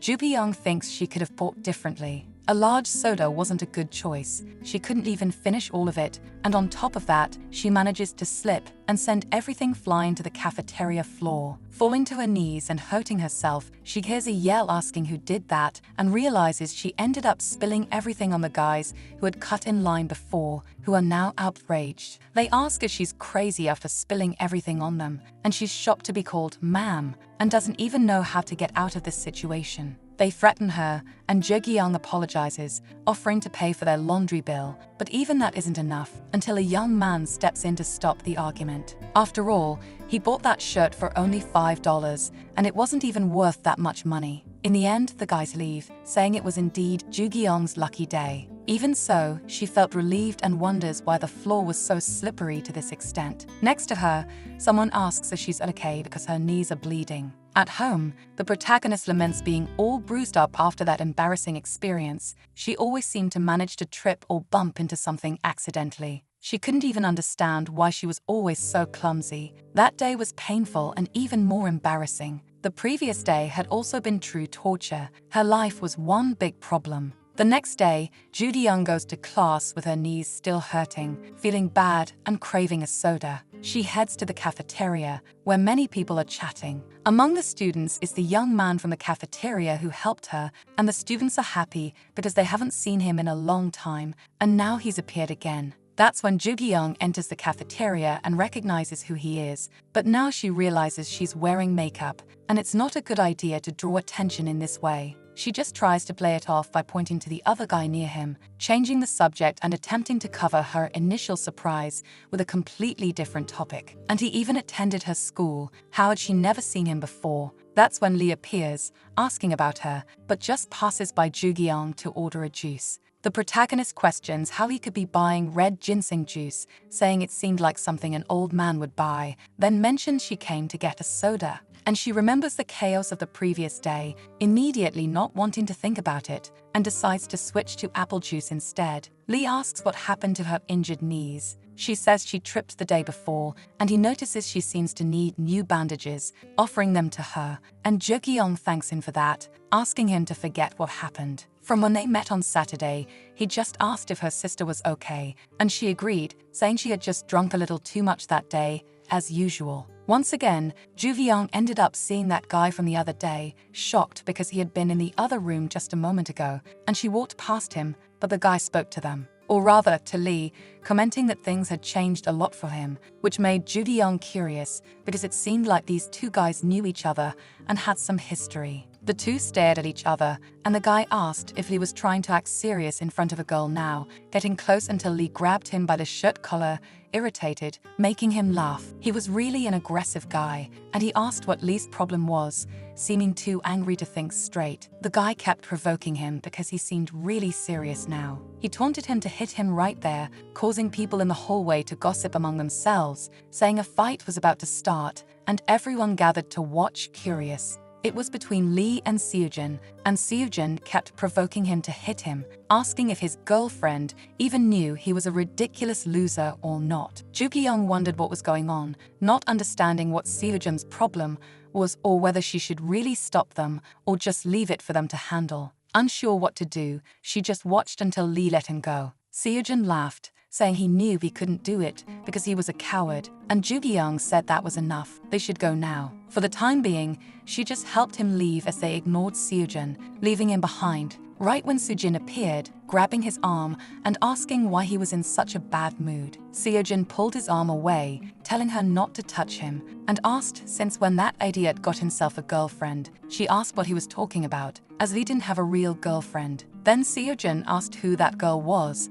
and Seojin explained that she was just a friend, which seemed ridiculous too, because it didn't seem like Lee could even have friends in life. Meanwhile, Ju-Young felt tense, wondering why he was so angry. She had never seen him like that before and had no idea what to do or say to Lee now. Then they stopped at the nurse's office, and he told her to wait right there while he got some bandages, and she agreed, wondering what the two had been talking about earlier. Time passed and classes ended. Kang ran over to tell the protagonist that a new coca had opened downtown and they should go check it out. Ju-Young asked what that was. An explained it was a karaoke, and Kang said she'd heard the place was full of handsome guys and was going to skip her class to check it out. An sighed, saying that was all she thought about. She was really something, but she agreed to go with Kang anyway. Even though Ju-Young said she didn't know how to sing, her friends didn't mind because it was just them. She didn't even need to sing if she didn't want to. They could just hang out and have fun together. So they went to the karaoke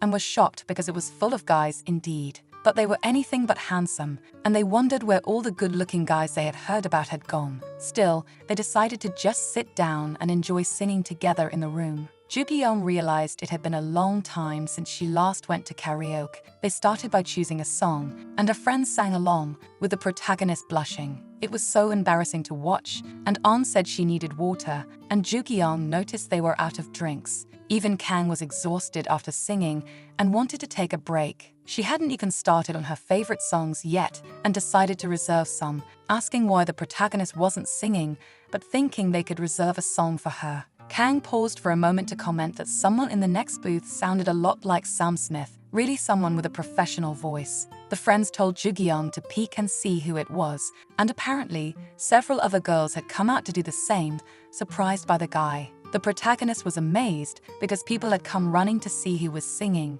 Meanwhile, she decided to buy 3 drinks for her friends and head back. However, when she returned, the girls watching the guy sing were gone. As she approached to see what happened, a door opened and hit Jugyong, causing her to drop the drink on the floor. She apologized and bent down to pick up the drink until she noticed that the person who had come out of the booth was Seojin, and the two stared at each other in shock. She immediately recognized him as the jerk. Then, both of them turned their faces to the other sides. The protagonist felt nervous and sensed it was a pretty awkward situation, so she just decided to go back to her booth, not understanding anything. She wondered if Seojin was the singer with such a good voice. It was impressive. That night, Jugyong reflects that those two must have had a story in the past. It wasn't like she could ask either of them anyway. The next day, she went to the cafeteria with her friends, and Kang laughs, mentioning that her voice was completely gone. On laughs, saying that Jugyong has to sing at least one song next time they go to karaoke, and she nervously agrees because they know how to throw a party. Suddenly,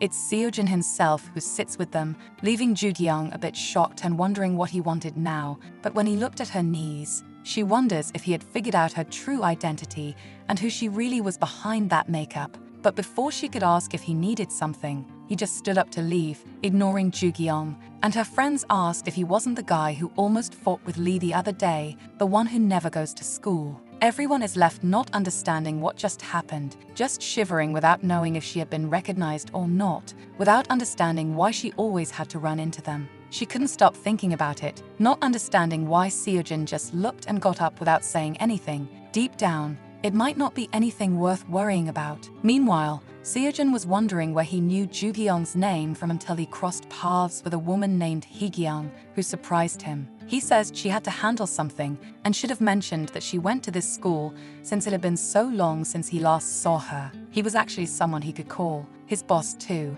and she tells him to talk about things in his life because things seem to be going really well. He looked tall enough to become a model. Seojin sighs, saying he couldn't become a model, although she insists he has great potential. Then he waves goodbye, saying he can always call her, suggesting they should go out to eat sometime and that she could get in touch with him. That's when Jugyong, his sister, approaches, asking what that was all about, not knowing how she knew Seojin, who was such a big jerk, and he responds that she doesn't need to worry about knowing, asking her to go straight home afterward. Jugyong denies it, saying she needs to go to the library to study, and he laughs, saying she seems to be making an effort to get good grades, and just leaves after talking to her. A bit later, Mr. Han shows up in the classroom, instantly charming all the girls, and he asks everyone to calm down because they still needed to start class. During the class, the teacher notices Jugyong dozing off and calls her name, making her jump awake startled, and he says that since everyone seems a bit tired that day, he'll buy ice cream for them,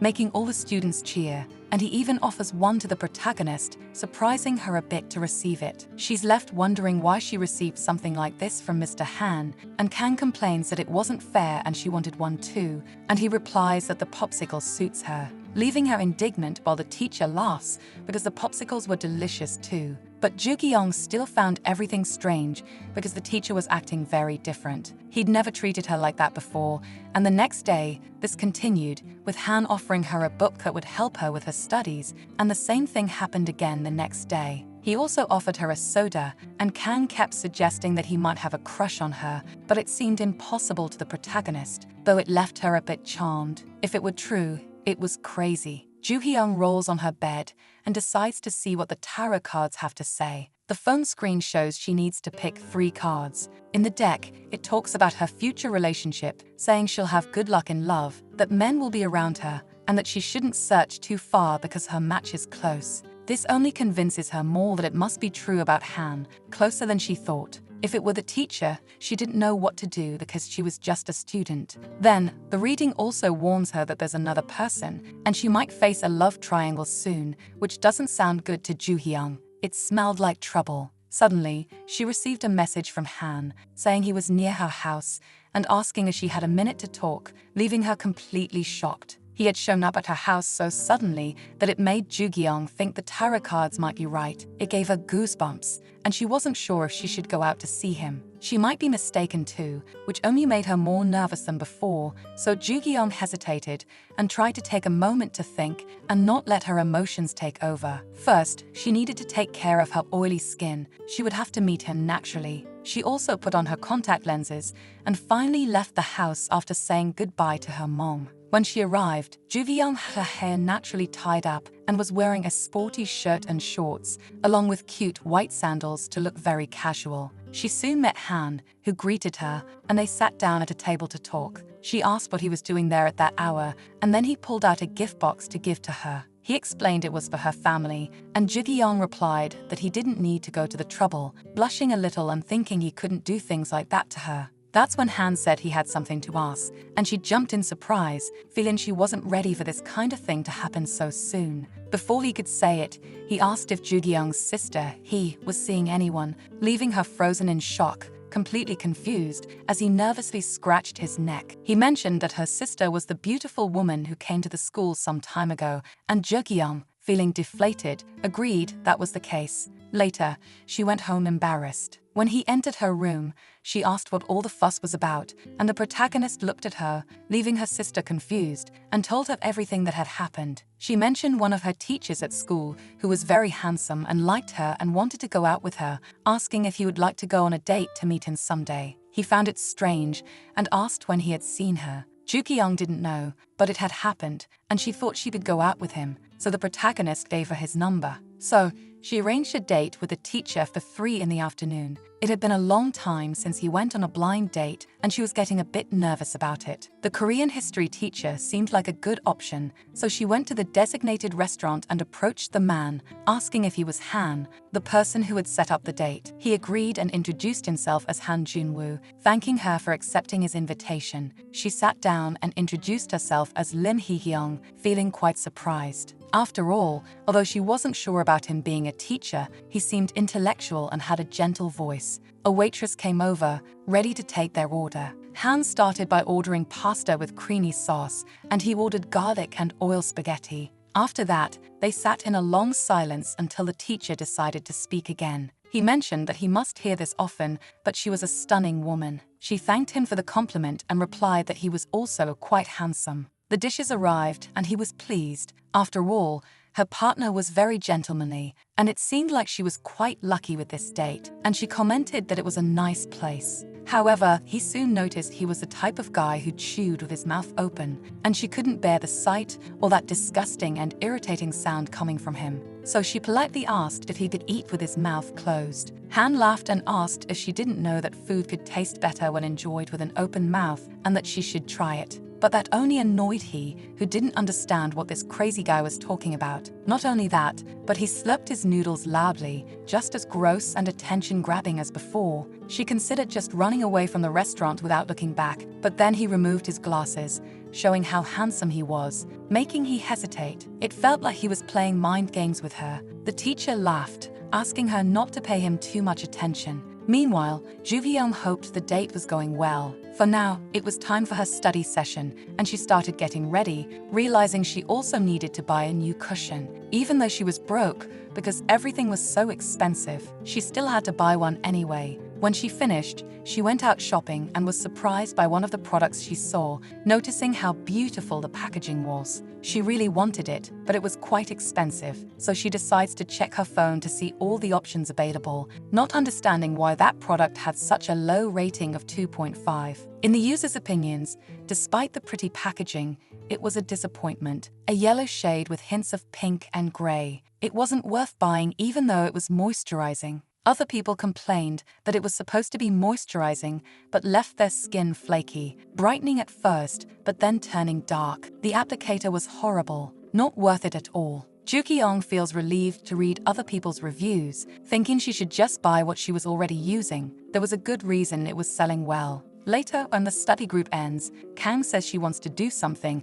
and asks what the guys think of the idea, as it's the weekend and they should do something. The protagonist says she has no plans, and Kang gets excited. Lee agrees too since he has no plans, and Taewon says his plans are probably just to study again. Kang tries to say they should do something other than studying. He wouldn't die just from missing one day of gaming. She suggests they go out for a mocha. The two don't understand what a mocha is, and Kang complains, asking what's wrong with them. Even Ju-kyung didn't know what it was until the day before. They should all at least try to keep up with things. And Ju-kyung whispers that mocha is correct. Kang gets excited again, asking if they should all go together. However, Lee stands up, saying no because he doesn't like singing. Kang sighs, saying she could still go with Ju-kyung and Taewoon, practically trying to drag the other one along. In the end, Lee ends up going with the three of them. On the way, the protagonist notices Lee's using a familiar keychain and asks where he bought it. He replies that he's always had one,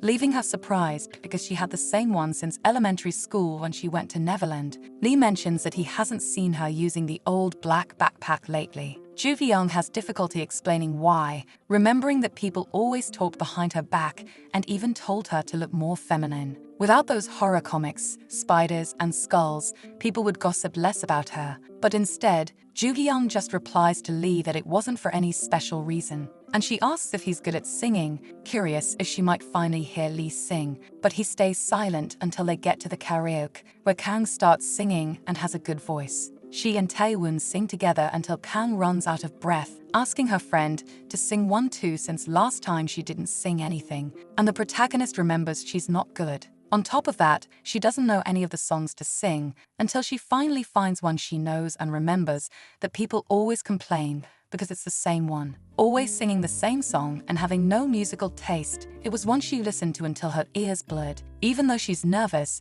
Ju-kyung decides to pick the song to sing. Kang is shocked because she chose such an old song and doesn't understand how she knows it. Even off-key and clumsy, Ju-kyung starts singing, a bit scared. Seeing this, Lee starts laughing, which makes Kang watch until Ju-kyung finishes and just cancels the song when she realizes she's embarrassing herself. Suddenly, they hear a voice. It's that other person singing in the booth they heard last time, and Ju-kyung considers it must be Seojun, and Kang suggests Lee should sing too. Mentally, the protagonist can only think that she can't let those two meet again, considering the argument they had last time. That's when Ju-kyung starts feeling a stomachache, curling up and muttering that the soda had too much gas. She needed to go to the bathroom now, or she'd explode. So, she whispers to Kang to cover for her, maybe sing 3 songs, and although confused, Kang agrees. Then Ju-kyung leaves the room to check if anyone is outside. Luckily, no one is there, and Ju-kyung decides she should buy as much time as she can.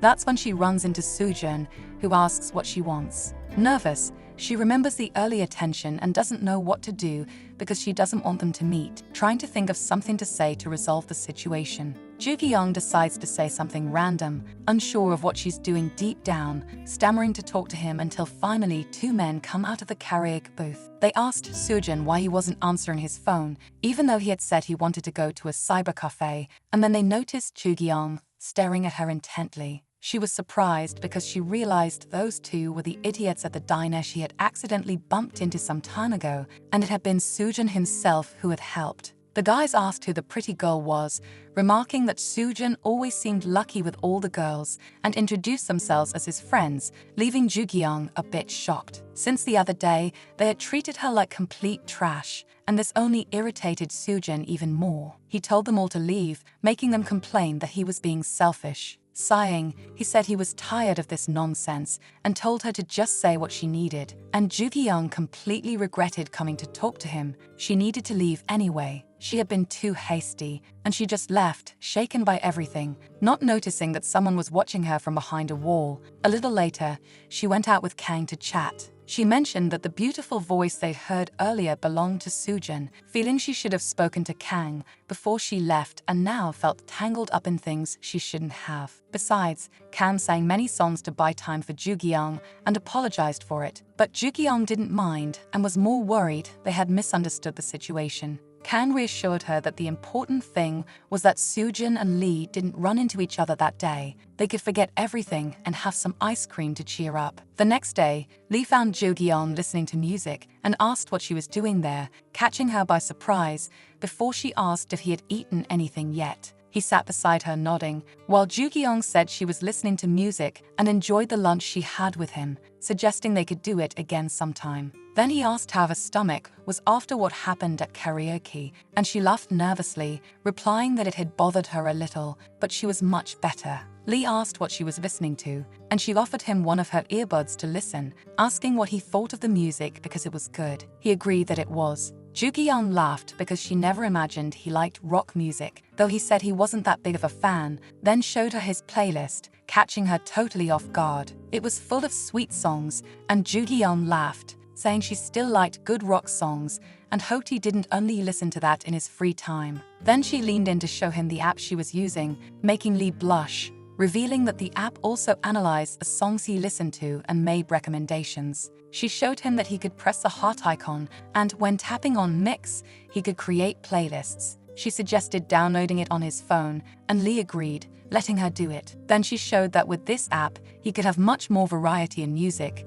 and he thanked her, commenting on when they were in the karaoke the other day. Ju-gi-young tensed up, remembering what happened and waiting to hear what he had to say, but Lee changed his mind and let it go, and they parted to return to their classrooms. A little later, she returned with an ice cream as a thank you gesture for Kang, who explained she had news because an entertainment agency had just announced a new program. It was a new competition for singers, and all the contestants were impressive names. Ju-gi-young was surprised and looked at all the names on the list, realizing they were indeed. They were exotic, attractive people, and she pointed out a guy named Aiden, who was good-looking. His parents were from different backgrounds, but he spoke Korean perfectly. Also, he was their age, and after hearing so much about Aiden from Kang, Ju-gi-young could only laugh nervously and agree that he was indeed a very handsome guy. But Kang kept talking about how much potential he had and was sure all the chosen ones would have their own flair. Meanwhile, he overheard that they needed makeup assistants. It was too late because they had the whole schedule organized, but the woman pleaded with he, saying she should know how things were. They couldn't start the photo shoot with just the people they had available. He asked if they couldn't hire people from outside as a possible alternative. The woman agreed, but hadn't found anyone who met the requirements. Besides, it was just for a makeup assistant, and it would be overkill to call in a whole team now. After thinking it over, he felt there were very few days left until the shoot, wondering where she could find someone, until she remembered her sister Ju-gi-young and smiled. She stated that she knew where she could find an assistant, so a little later, the protagonist found herself in the studio, surprised because it was even bigger than she had imagined. The night before, her sister had called her for the job. It was just a simple assistant job. She could think about it a bit and would only need to take care of things on set. It would be completely different from watching on TV, and the woman who met Ju-gi-young at the studio was surprised because she looked a lot like her sister Hee, even more than before. Even though she was nervous, the protagonist greets her, even as the woman bombards her with questions and offers, commenting that it was pretty hot outside and she could grab something to drink. When the protagonist declines, the woman continues, saying they should talk for a minute before starting. She was sure Ju-gi-young knew what kind of show this was. After all, it was *Pick Boys*. This was the makeup concept for that day's shoot, and she shows her some examples, promising that it wasn't anything complicated. She could just relax. All she had to do was help her with the makeup, and Ju-gi-young agrees, excited because there were a lot of people working there with makeup and styling. It was really cool and a nice environment. The makeup artist asks for the protagonist's help, impressing her with the sheer amount of makeup, which must have cost a fortune. The guy being made up looked quite puffy and upset, and the makeup artist asks why. He says he tried hard not to eat the night before, but ended up losing his willpower. The makeup artist assures him it's fine, they could do something about his puffy face. She starts with a foundation and asks him to close his eyes. Ju-gi-young is impressed with her skills. She didn't even hesitate while working on his skin. She was truly a skilled makeup artist. This must be the real touch of an expert. She had never used anything like a stick before. She didn't even know that male idols wore as much makeup as female idols did. That's when a man exclaims, announcing they will be taking photos one by one. They would start with whoever wanted to go first, and the makeup artist asks if Ju-gi-young could finish with his lips, applying the color she was using. She agrees, though nervous. She still couldn't quite breathe right in that studio, but she helps apply the color to the guy's lips, hoping it's good enough, and he thanks them before stepping away. She's surprised because that was what working backstage felt like. Then Aiden suddenly appears, showing off that he used several face masks before arriving. He shows the makeup artist how good his skin looked that day. It was glowing and smooth, and she just ignores him after finishing with another guy. Aiden complains that he's starving because he hadn't eaten anything since the night before, and he notices he doesn't know Ju-Gyeong, surprising her because this was the mixed-race idol Kang had been talking about earlier. Aiden compliments her, saying she's very pretty, enough to be a trainee at their company and totally his type, and introduces himself to her. The makeup artist suggests doing his makeup. He was naturally handsome, even without any makeup. He just needed a few touch-ups from time to time, and she hands him the foundation for Ju-Gyeong to work on Aiden. Though nervous, Aiden is thrilled because he'd love to have her work on him, asking her to make him look amazing. She worries she might mess it up since she's not that skilled. Aiden asks her just to make him as gorgeous as her own makeup, and he wants to know about her beautiful contact lenses, needing to know everything Ju-Gyeong uses. He also asks her age because she seems pretty young, and she nervously says she's still a high school student, then asks him to stay still, which doesn't happen. Since Aiden is all excited and thrilled that they're the same age, he wants to be friends with her. They could skip the work formalities and asks where she lives. Wanting to know which school she goes to, he tells her he attends an art school. Ju-Gyeong replies that she goes to another school not too far from there. This only makes Aiden happier because he has a friend who goes to her school, and he asks for her number so the three of them could go out to eat sometime. The protagonist agrees as long as they can finish his makeup first, and Ju-Gyeong gives him her number, feeling that he's a guy with way too much energy. He smiles and thanks her for getting close to him, saying they're friends now. Finally, Ju-Gyeong finishes the makeup, making Aiden super happy because he looks even more stunning. He wants to post it on social media right away, so the makeup artist says Aiden can go till his makeup is done. Aiden thanks Ju-Gyeong and leaves. She sighed in exhaustion, feeling like her soul had left her body. But one thing was certain, it had been a very fulfilling day. Ju-Gyeong returned home after work. He apologized to her sister for being too busy that day and not being able to check on her, but she must have done something right because the makeup director was pleased. So much so that he seemed proud of Ju-Gyeong, and he asked if things went well. She agreed that everything went fine and loved being there, saying maybe she should learn even more about makeup. Her sister was happy that she liked it so much, mentioning that she'd heard there would be a makeup showcase at Innisfree in their neighborhood the next day, and she should check it out. That famous girl would be there too, a blogger that Ju-Gyeong always watched, and the protagonist got excited because the great Selena would be present at the event. When she arrived at the venue, she found several women murmuring and talking about Serena Lee, the makeup goddess. Ju-Gyeong was excited and super nervous, hardly believing it. The great Selena would be coming to her neighborhood, following the latest trend in skin analysis that everyone was talking about. Ju-Gyeong noticed it was a makeup style she'd seen many times before. She went to a makeup store where the staff offered to help with a skin test for her, saying she'd be surprised when she discovered the current condition of her skin. They insisted because her skin seemed dehydrated and too dry, and Ju-Gyeong explained that her face always felt dry after washing, to which the staff member smiled. The staff member said she needed a hydration treatment and that she also had hidden spots. It would be good to use a bit of brightening as well. Ju-Gyeong was shocked by the information. They were spots that would likely become visible later,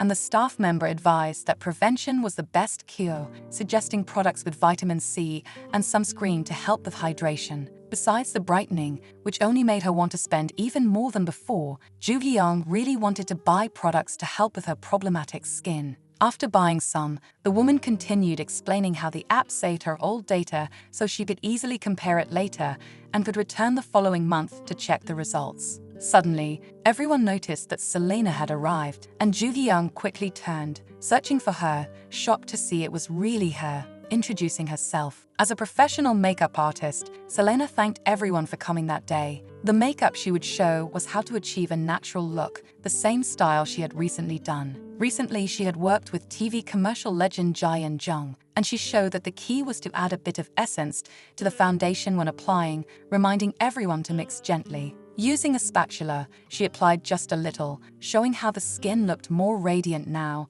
a great technique for summer, which amazed the protagonist, who was recording. It seemed like a professional touch really made all the difference, very different from the heavy makeup Ju-Gyeong usually did. Selena demonstrated the entire process. The protagonist wondered if she could one day become like her. After finishing her demonstration, Selena thanked everyone for being there because they would soon have a complete session. Ju-kyung nearly fainted with happiness when Selena looked and smiled at her. After that, she started researching colleges with makeup departments at home that evening. She wanted to become a professional makeup artist in the future, like Selena, and the next day, she told Kang, who complained that she hadn't been invited, saying she wanted to be in her place, enviously. So Ju-kyung invited her to come to a college with her if she was free the next day, saying she wanted to learn makeup but didn't have any proper knowledge. It wasn't like she hadn't done anything right, so she was thinking of going there for advice, but was afraid of going to the college alone and seeing everything. Kang laughed, saying it seemed like Ju-kyung couldn't do anything without her,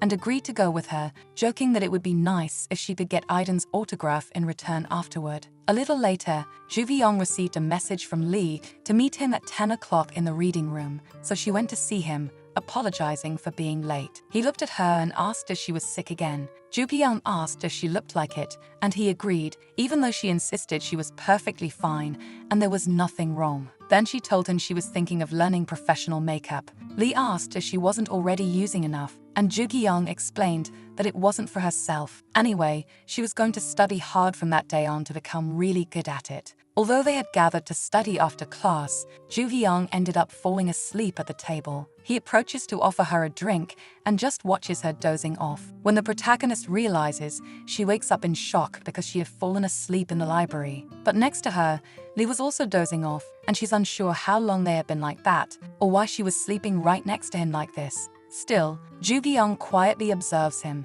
thinking that he was really close, noticing that Lee had long eyelashes. Suddenly, he opens his eyes, catching her blushing as she looked at him. Her heart races, and Ju-kyung feels confused, wondering what this feeling was. She jumps up, her heart pounding hard. Not understanding how her heart could be beating so fast, she wonders if it's because she stayed up all night the day before, feeling like she might have overdone it and should just go home now. So, Ju-kyung mentions she'll call it a day, and he stands up as well to accompany her, and she just walks ahead of him through the night, wondering what was wrong. For some reason, Ju-kyung couldn't look into his eyes, and at a certain point, she mentions that she's almost home, and he should go home too since it's late. Lee says he'll only do that once she's inside, and she nervously agrees and says goodbye, hurrying away, still embarrassed. But she pauses after walking a bit. Looking back, she can still see Lee watching her, so she finally enters her house, still thinking about the whole situation. Maybe she's seeing him too often,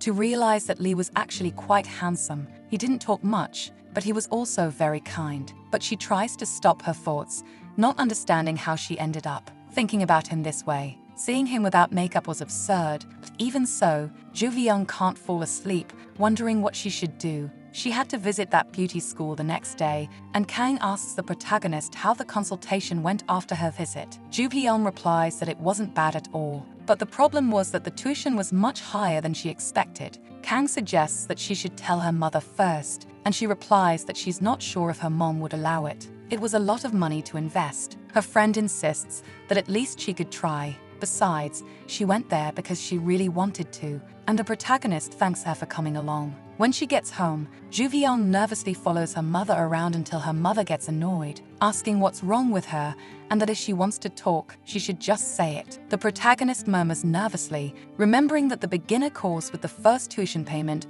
was 2 million won, and she hesitates completely to tell the truth. Ju-kyung stammers that it's nothing and instead asks what they'll have for dinner that night. Her mother replies that it's dried pollock soup and asks her to set the table for now. Still, she feels she'll have to tell her sooner or later. The next day, Kang notices that Ju-kyung still hasn't managed to tell her mother the truth about college. While they're walking, they notice a girl hunched over at a table, whining about something. The girls around her comment that Lee had rejected her cruelly. They say they don't even like someone like him, always with that silent monk aura that makes them dislike him. It wasn't the right time, so she shouldn't be crying over that jerk. The protagonist feels curious, watching the girls talking, and one asks what he said. Another replies that she doesn't know. He just called her and apologized, probably because he likes someone else. They say he must think he's all that just because he's handsome and can get anything he wants, but she shouldn't cry so much since there are other guys out there. Her friends try to comfort the rejected girl. Kang whispers to Ju-kyung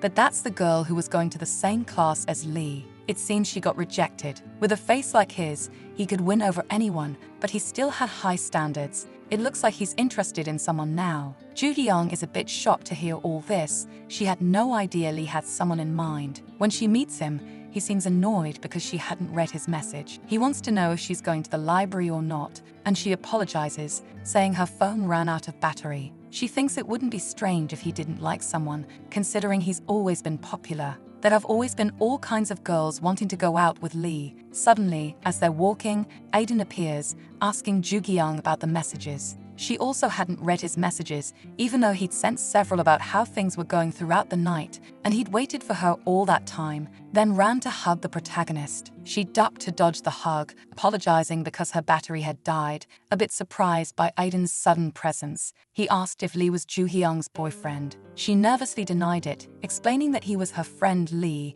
and Lee introduced himself to Aiden, saying they met when he helped at the company where his older sister also worked. Aiden was quite charmed because Lee was very handsome and tall, like a real model, and asked if they were going out to eat, clearly interested in what they were going to do. The protagonist stammered, asking Lee if he was hungry, and they continued walking, even with Aiden following them, saying they should go now because it was going to be great. He knew a super delicious place that would blow their minds, but Ju-young wasn't impressed with the place when they arrived, even though Aiden was very excited. He helped pull her chair to make her comfortable, saying they shouldn't be surprised yet because they hadn't seen anything. Aiden sat beside the protagonist, laughing the entire time. He commented that it was the best place ever. He could swear it was his favorite restaurant in the whole world. He and his other trainees ate there all the time. It was fantastic. He also forgot to mention that he invited the friend he told Ju-young about the other day to join them for a meal, hoping they wouldn't mind. The protagonist said it was fine,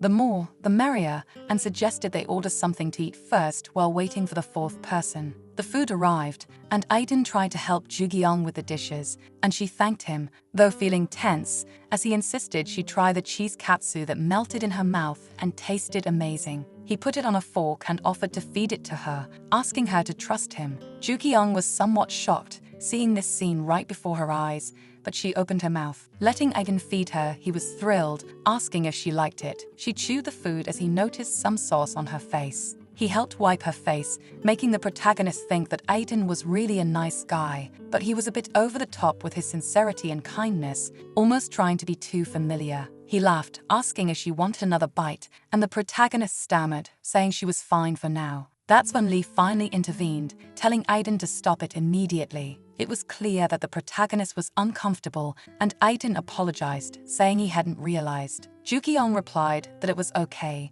though still nervous, silently begging for help. Suddenly, they heard a sound, and Aiden realized it was his friend who must have just arrived, but they hadn't expected that the person who walked in would be his friend. It was Sujin himself, almost making Ju-young scream in surprise as Lee and Sujin exchanged tense glares. Shortly after, Sujin quickly left the restaurant. Aiden tried to ask him to stay, not understanding why he was in such a rush, but Sujin said never to invite him out again if that jerk was at the table, leaving Aiden confused. Sujin asked how they two knew each other, and Aiden explained that he had come to meet Ju-young, and they ended up eating together. She also helped him at the photo shoot the other day with the makeup. Sujin asked if he was serious about that dumb Pick Boys audition, and he agreed. Still confused about why Sujin was so angry, wondering if something was wrong, he mentioned that if all went well, he could debut, which made Sujin recall memories from his past. Hearing the same words from someone else,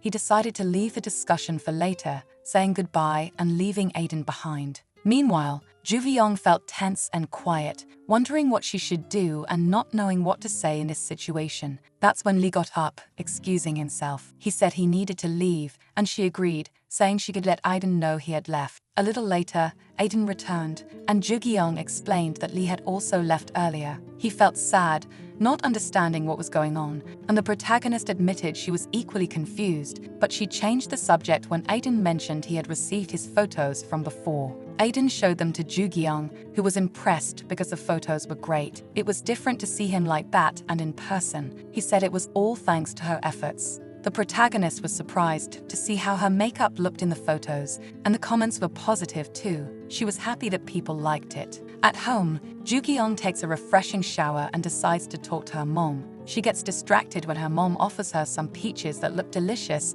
and starts chatting with her about the fruit. She cuts the bigger pieces for the other kids, leaving Ju-kyung with the leftovers, which hurts her a bit because her mom knew she loved peaches and acted like this. That's when Ju-kyung gathers the courage to ask if her mom could sign her up for a school, and her mom turns, surprised, asking what kind of school she means. She admits it's a beauty school for makeup classes, but her mom dismisses the idea, saying that with all the makeup she wears every day, she should be the one teaching it. Ju-kyung retorts that her mom hadn't even let her finish, explaining that she'd get a makeup artist license and go to college. She really wanted to learn something professional. Her mom sighs, still refusing, saying they couldn't afford it. Even though she thought Ju-kyung had finally decided to study, she was still being ridiculous, comparing her to her siblings. Frustrated, the protagonist storms to her room, slamming the door, furious, because her mom never even listened to her, never genuinely caring or hearing her out. The next morning, the protagonist wakes up after crying all night,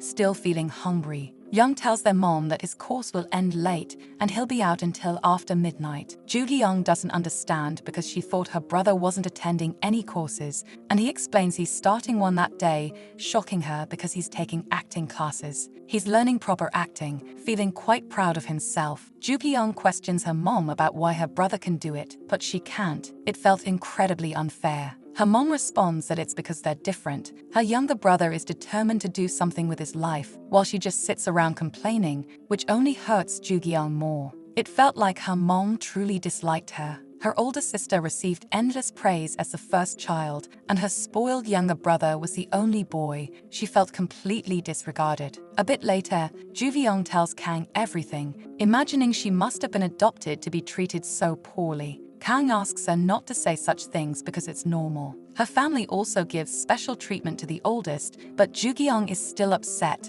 considering getting a part-time job to pay for the tuition herself. Kang is shocked because it would overwhelm her with school, but the protagonist doesn't want to give up before trying. She's thinking of working at a convenience store. It's almost June, and there's only one national exam left. If she fails, she'd have to wait another whole year. And Kang agrees that Ju-kyung doesn't have much time to waste. She's starving because she didn't have breakfast, so they decide to head to the cafeteria, hearing a singer's voice and noticing people from the music club practicing together. It's probably for the school festival. Kang says they should go to the festival too because it would be fun, and they head to the cafeteria, where Ju-kyung spots Sujin in the distance. She seems different, and the protagonist steers Kang away, saying she left some bread in her backpack, leaving Kang confused because they had walked all the way there for nothing. Ju-kyung wonders what happened to Sujin. She looked quite different, and her social media had been switched to private. Something must have happened. Maybe she was sick. Sujin receives a message from her mom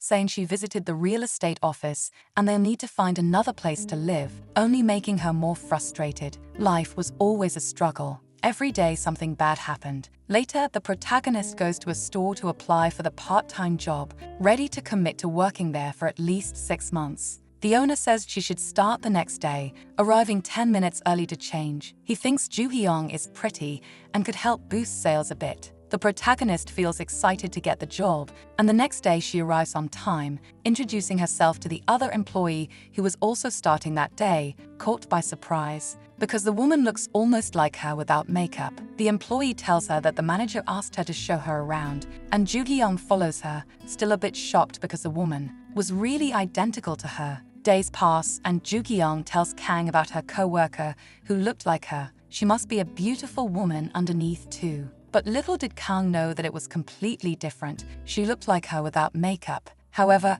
even more surprising than that was seeing that the same girl was actually at her school, catching the attention of some students with some papers in hand, and she'd probably recognized Ju-kyung as well. The protagonist returns to work as usual and can't help but think that the more they looked each other in the eye, the more they truly resembled one another. She knew it was her first job, but 2 weeks had passed, and it remained as challenging as it was in the beginning. She attended the convenience store next to hers. People placed their orders, and sometimes she was sent to fetch things for her to do, and Ju-kyung had to take a deep breath and stay calm to avoid saying anything. She handed over the product the man requested and stated the price of 1400 won. He also asked for a cigarette, which again irritated the protagonist due to his tone. Still, Joo Ki-young took what he asked for and repeated the price, and soon the man grew annoyed with her for not addressing him as sir, and she stammered that he was rude to her. However, this only worsened the situation as the man shouted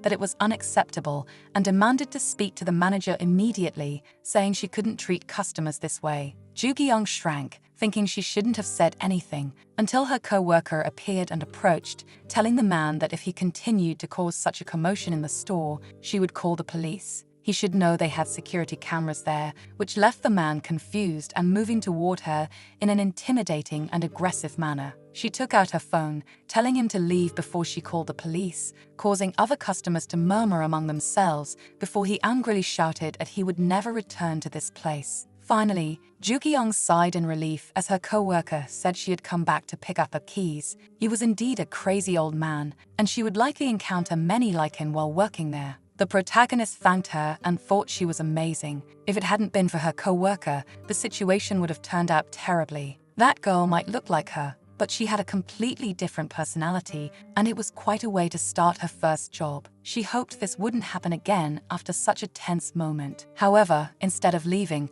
Joo Ki-young was surprised to see that she was still at the back, and before she could go, the protagonist asked her to wait and offered a small gift. It wasn't much, but she wanted to thank her for the earlier help with a drink. Her co-worker responded that it was okay and accepted her thanks, suggesting they could become friends and grow closer. After all, she had heard that Joo Ki-young was only a year older than her. The girl's name was Go-woon Han, and Joo Ki-young asked why she was still waiting in the store instead of leaving. Maybe she was waiting for someone. Han said she had been practicing something that wasn't going well, and the protagonist grew curious, wondering if it was about a musical. Her co-worker was surprised that Joo Ki-young knew about it and mentioned that they went to the same school. She had seen her singing while passing by the music club. Han was still shocked because the chances of them working together and also going to the same school were very low, and Joo Ki-young responded that she had always wanted to talk to her. After all, Han had a great voice and could dance too. She thanked her despite envying Joo Ki-young,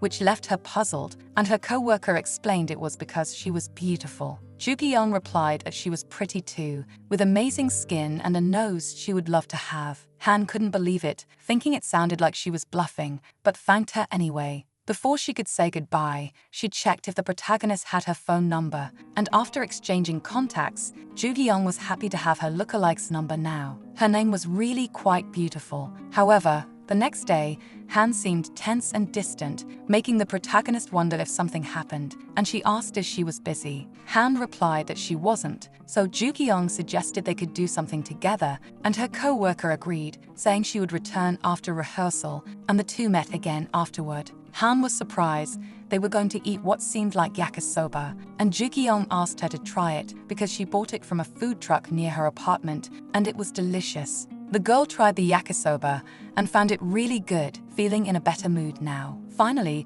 the protagonist asked if there was anything wrong with Han. She looked away, saying it was nothing major, unsure if she should even tell Joo Ki-young. She wouldn't understand, and it was a bit embarrassing to say out loud. This was because earlier at school, it was announced that the main roles in the musical would go to Han and a boy named Subin. Han had always had small, insignificant roles. She was quite proud to have landed the role of the main character. At first, she thought her efforts had finally been rewarded, so she left very pleased with the results. She was about to change into her clothes for gym class when she suddenly heard voices discussing the casting decisions. To them, it seemed like a big bad joke. Casting Han as the protagonist was ridiculous, they thought, but they could understand Subin's case since he was attractive. They were supposed to be on stage in front of the entire audience, but now that wouldn't be the case. Out of all possible people, it had to be Han. She never wore makeup, but even so, it wouldn't make a difference. Her presence on stage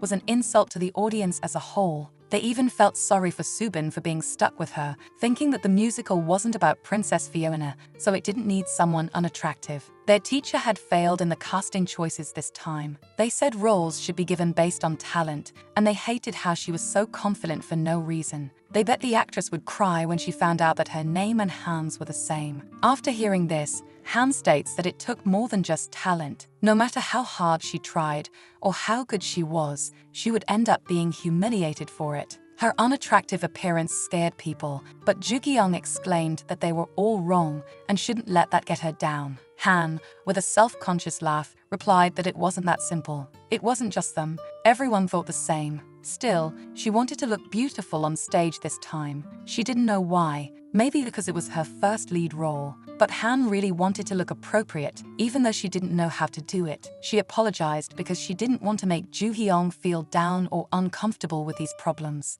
The next day, the protagonist wonders why people judge others based on their appearance. She even finds a self-esteem campaign telling people to love themselves. But that didn't help at all. People always made cruel comments. And right now, they were gossiping about how Soojin had put on weight recently. It was unbelievable. They laughed because his legs were so thick that they thought he looked like an elephant, and his double chin was incredible. Joo Hyung thinks they'll never be free from lookism. She wonders if people would find her fake because she wore makeup, even though she could live a normal life like everyone else, thanks to that same makeup. In school, it was easy to be ignored or become an outcast if you were unattractive. If that were the case, whose fault was it, the victims or the bullies? As she reflected quietly on this, Lee suddenly appeared, asking why Joo Hyung was standing there looking so puzzled, surprising her with his sudden presence. Lee said they should be asking why she hadn't been showing up to study sessions lately, and Joo Hyung stammered that some things had happened.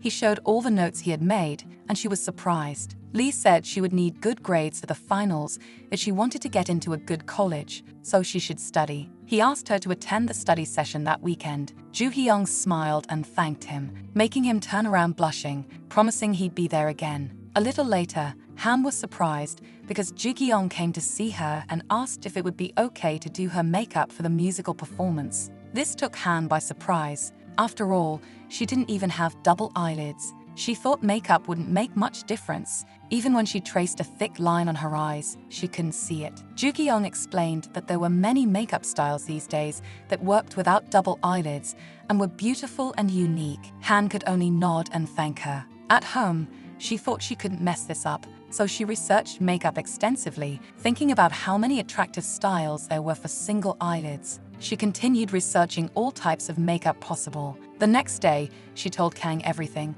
wondering if she could really do it, and her friend encouraged her that she could. After all, Joo Hyung did a great job working with Aiden last time. There was only one day left until the festival. Being a senior ruined all the fun. The next day arrived, and Kang was excited. She brought her professional camera to take beautiful pictures of the freshmen, and the protagonist told her to be careful to hide it before the teacher arrived. The teacher soon appeared, saying they could study alone after the morning meeting. A little later, the protagonist received a message from Han saying she was free. The performance began and continued with some students. Then, Joo Hyung asked Kang to take her place while she took care of Han's makeup, and Han soon nodded for her to do so. The protagonist approaches and realizes that the world looked entirely different from backstage. Han agrees and notices that Joo Hyung had various makeup products accumulated in her bag. Removing her glasses, Joo Hyung explains that what she was about to do wasn't just about making her look pretty. It was about bringing out her hidden beauty,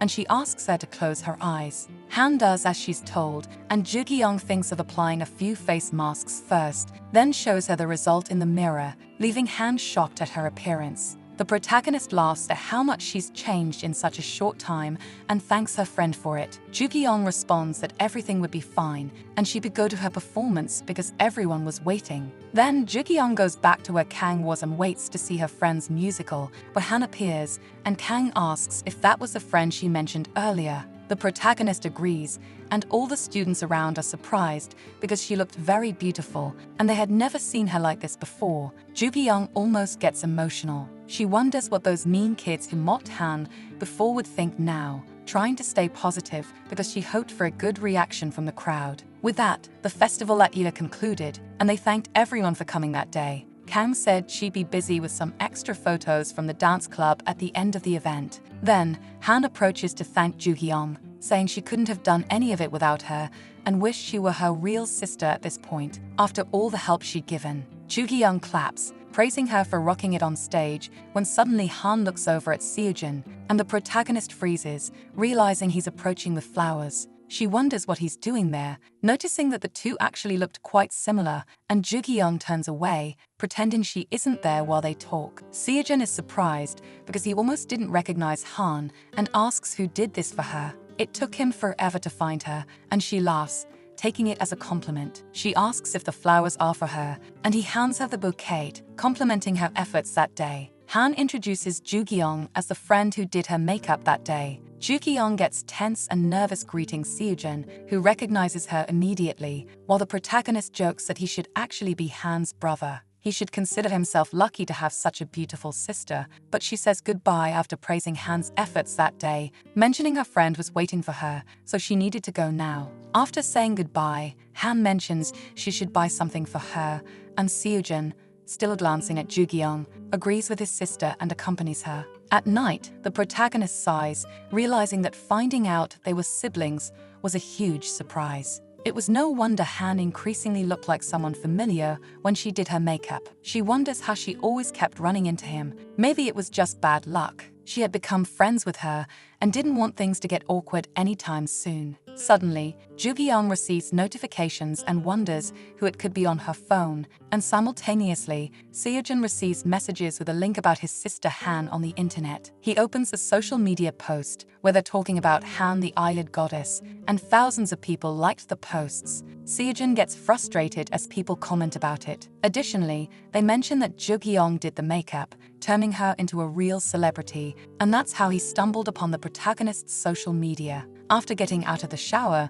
Han asks if her brother knows where the conditioner is, and he hides his phone when she questions why he's watching and if it's something inappropriate. He stammers, saying he's just checking things, then asks if she knows she's now a celebrity, and Han is shocked because she doesn't even have real social media and wants to know what it is. She asks him to show her when he gets back. After Han leaves, Seojun sighs, still looking at Ju-Young's social media, and freezes when he realizes he accidentally added her without meaning to, and Ju-Young, distracted on her phone, notices people loving Han now, feeling proud of her friend's rise, until she realizes someone added her. She's confused to see that it was Seojun, while he cringes at home, embarrassed for acting impulsively without thinking, considering canceling the friend request. But without knowing why he doesn't cancel, and before he can retract it, a notification shows that Ju-Young accepted his request, nearly making him shout in shock. Meanwhile, at the convenience store, Han thanks the protagonist, saying she had a great experience, and she responds that it's all good because Han deserved everything she went through and achieved. She asks if Han has any other plans after work, and Ju-Young denies it, wondering why she's asking. Han replies that she would like to learn how to do makeup. This takes Ju-Young by surprise as her friend explains that after that day, she gained confidence in wearing makeup, but couldn't always ask for Ju-Young's help.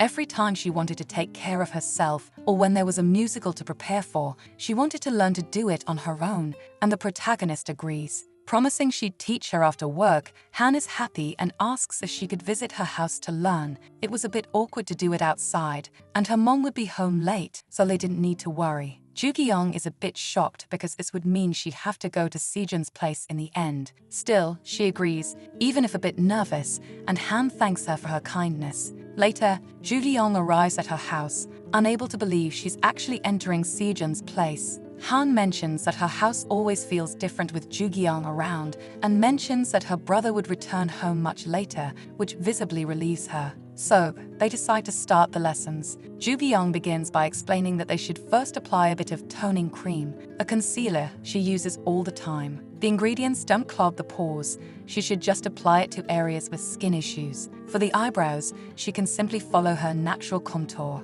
A unique thing about single eyelids is that eyeshadows work well with them, but it's not ideal for daily makeup, so she should only apply a light touch around her eyes, especially around the waterline. Then she can finish with a touch of hot pink lipstick, and everything would be perfect and appropriate. Han is impressed, as she looks much more lively. The girls in her class wore strange makeup, with white faces and bright red lips. Every day looked like Halloween, but Ju-Young's makeup was natural and beautiful, a totally different level, like something a true professional would always create. After thanking her, Ju-Young asks if Han also knows it's important to remove makeup. That part is her own responsibility, and she gives her the product, making Han even happier. until she realizes it's a product her brother uses every day, and Jugi-young is surprised because it's lip tint. Seo-jin used it back when he was a trainee. Although the protagonist tries to explain that men can also use makeup, Han still finds it gross since it wasn't just lip tint but also BB cream and eyeshadow. Personally, she didn't like men who wore makeup. Jugi-young wondered who did Seo-jin's makeup, but it was surprising he knew so much about it. To the point of doing the whole look himself and thinking more about it, he always had that cool, striking vibe that really suited him. Han says she's hungry and suggests they could eat some ramen, which the protagonist agrees to. Following the scent, Jugi-young ends up stopping at a spot where there were many photos on the fridge of two adorable kids. She could hardly believe Seo-jin was that cute as a baby, while she herself wasn't at all like that. All her photos with her siblings were of them fighting each other, but Han and Seo-jin seemed very close until she stopped to notice one photo in particular. There were three boys side by side, and she realized it was Seo-jin and Lee together, but there was a third unknown person when at that moment Seo-jin arrived. Surprised to see Jugi-young there, they both froze, one recalling the social media friend request and the other the chaos caused in the karaoke. Seo-jin starts considering saying it was all a mistake with the friend request, but it would be pathetic and make him look foolish. They had to stay calm and indifferent. The protagonist tries to greet him, and he questions the reason for her visit when Han shouts to her brother, realizing he's home and asking if he wants to eat something. Jugi-young takes a chance to explain that Han was the one who invited her, and Seo-jin just tells them to have fun, mentally relieved that he was managing to stay calm and composed. Although she could perfectly see his sweaty back, he goes to his room while the two girls talk about what he was like when he was little, making him a bit nervous. It was worrisome that Han might start talking about his silly childhood, and he didn't even know why he was getting so agitated just because they had a visitor, so time continued to pass. Until Jugi-young realized she should go home now. Han asked if she was really okay going alone because it was late. He replied that she was since she didn't live far. Suddenly, their mother appeared, curious to know who was at the house, and Jugi-young was stunned because their mother was actually very beautiful too. She introduced herself as Han's friend, and Han explained that she was the girl she had mentioned earlier who helped her with the festival makeup, with very talented and skillful hands. The mother rushed to thank Jugi-young, saying it was truly nice to meet her. She was so lovely, and it was very kind of her to help with her daughter's makeup. She felt a little sad that Jugi-young was leaving now. It would have been great if they could spend time together over dinner, and she invited her to visit any time she wanted. Jugi-young felt she smelled nice too. She was a young and friendly mother, but it was true it was getting quite late, and she asked if Seo-jin had just arrived now. The protagonist said it was fine and that she could go home now without any problems. It wasn't far enough to need to walk a lot, and she said goodbye to the family. Seo-jin left, agreeing with his mother that it was too late for the protagonist to go back alone, so they should go together, and Jugi-young couldn't help but agree with them. Thanking them for the invitations and kindness, the mother and Han agreed that she could visit whenever she liked and were curious to know if she was also friends with Seo-jin. Han didn't know because he didn't even go to school often. They didn't even seem close, but Jugi-young was very pretty, and they could have dinner together. Out on the street, the two walked down the road, with the protagonist feeling that strange atmosphere between them, unsure of what to do. That absolute silence was unbearable. That's when she tried to start a conversation, commenting on how his sister mentioned he was so good at makeup, seriously thinking he was talented. He looked away, replying that she was just saying that, and Jugi-young insisted, thinking it was amazing that he could recognize his own unique and worthy style. Besides, he had chosen the perfect color for the lips too, although she wondered if she was overdoing it. Seo-jin mentioned that she was good at it herself. After all, she managed to make Han look decent, which should count for something, and Jugi-young replied that it was only because his sister was very beautiful by herself too. Even so, her brother was glad that she seemed happy that day thanks to Jugi-young, and the protagonist noticed he could have a sweet side when it came to his sister. He even brought flowers for Han that other day, showing he wasn't such a bad guy. Finally,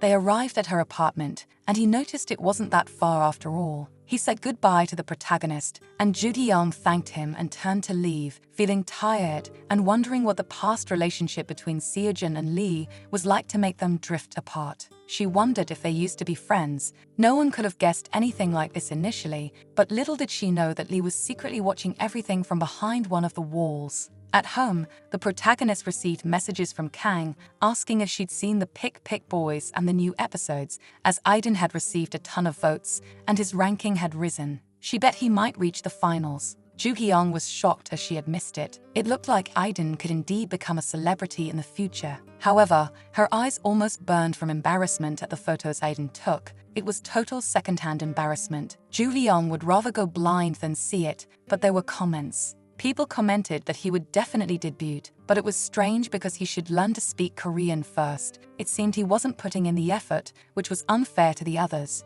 They felt it was unfair that Aiden received all the votes just because he was cute when there were others more talented than him. They didn't want to lie that the others were more interesting. She was surprised because the comments were really harsh and hoped Aiden wasn't reading any of it. She'd sue everyone if she were in his place on the internet. They thought they could say these bad things just because they were anonymous. Suddenly, her mother appeared, questioning how Ju Hyung could do this, wanting to know if it was true that she was working every weekend at that convenience store, leaving her surprised, not understanding how they found out, and remaining silent at her mother's questions. This made the mother ask if she had given up on her studies. How did she plan to go to college? If she wanted to do things her way, she could leave the house after graduating if that was the case. Ju Hyung stammers, trying to explain herself to her furious mother, and he appears, asking her to calm down a bit and inquiring if Ju Hyung was really working at the store. She stammers that she is, which makes her mother say she heard about it from the neighbors,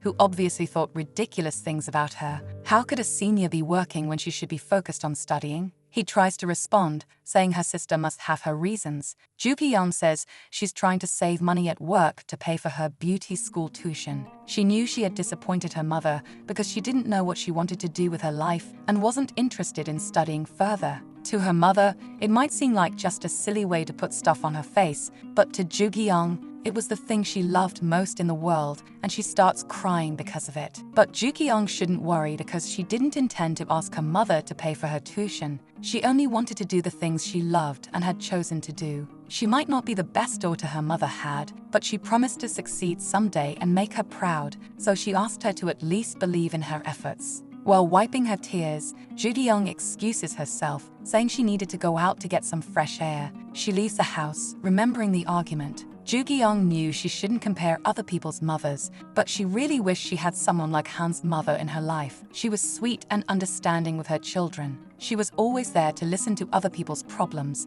but no one ever heard her own. That's when Lee messaged her, asking if she was home. Ju Hyun replies that she went out for a bit, and he says he wanted to give her his notes for the final exams and asks when would be a good time for her. Ju Hyun sighs, feeling like a mess. She couldn't let others see her in such a chaotic state, but Lee was doing her a favor, so she agrees, saying now is fine. He could bring them since she was in the park near the comic store, and he replies he'll be there in a few minutes. Ju Hyun goes to the restroom to try to fix herself up a bit. It would have to do for now. She really didn't want Lee to see her without any makeup on. Soon after, they meet, and he notices the marks around her eyes. But she brushes it off, saying she hadn't been sleeping enough lately, which doesn't convince Lee, but he gives her the notes anyway, making Ju Hyun thank him for it. He asks if she's had anything for dinner, and when she says no, he suggests they go to the convenience store to grab something. Shortly after, he buys a few things for her. Ju Hyun wasn't familiar with what Lee bought, and he tells her it's one of the best dishes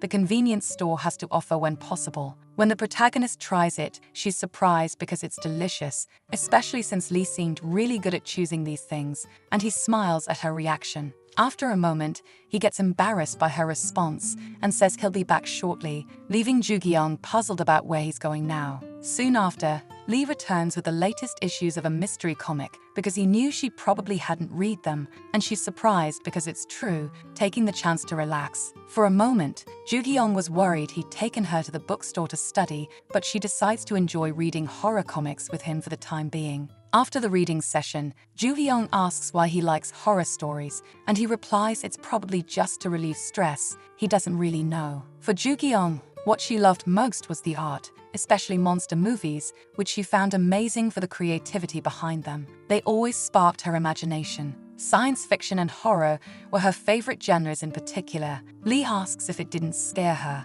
and she replies that people are the scariest. But it was too good to be outside. She didn't want to go back home now, and Ju Hyun talks about the fight with her mom. She had stopped studying and understood her mother's concerns. She wouldn't let her learn makeup, and it was all very complicated. Lee asks if she couldn't talk to her sister or friends about those things, or something like that. The protagonist laughs because it wasn't possible. She'd love to talk to her sister about it, but she was Miss Perfect, and she really couldn't share her problems with her like that. If she talked to her friends, they might think she was complaining. Everyone had their own problems, and Ju Hyung didn't want to just become another burden to them. She would manage to endure it on her own. However, Lee understood that it must be hard for her to keep everything to herself, making her blush as he told her to always tell the truth. She could always tell him whenever she felt bad. They could eat something and talk that way. Ju Hyung thanked him for this, a bit surprised by his suggestion. Then Lee stood up, suggesting they should go back now, since it was getting quite late, and he would take her home to make sure she'd be safe, which confused the protagonist. After all,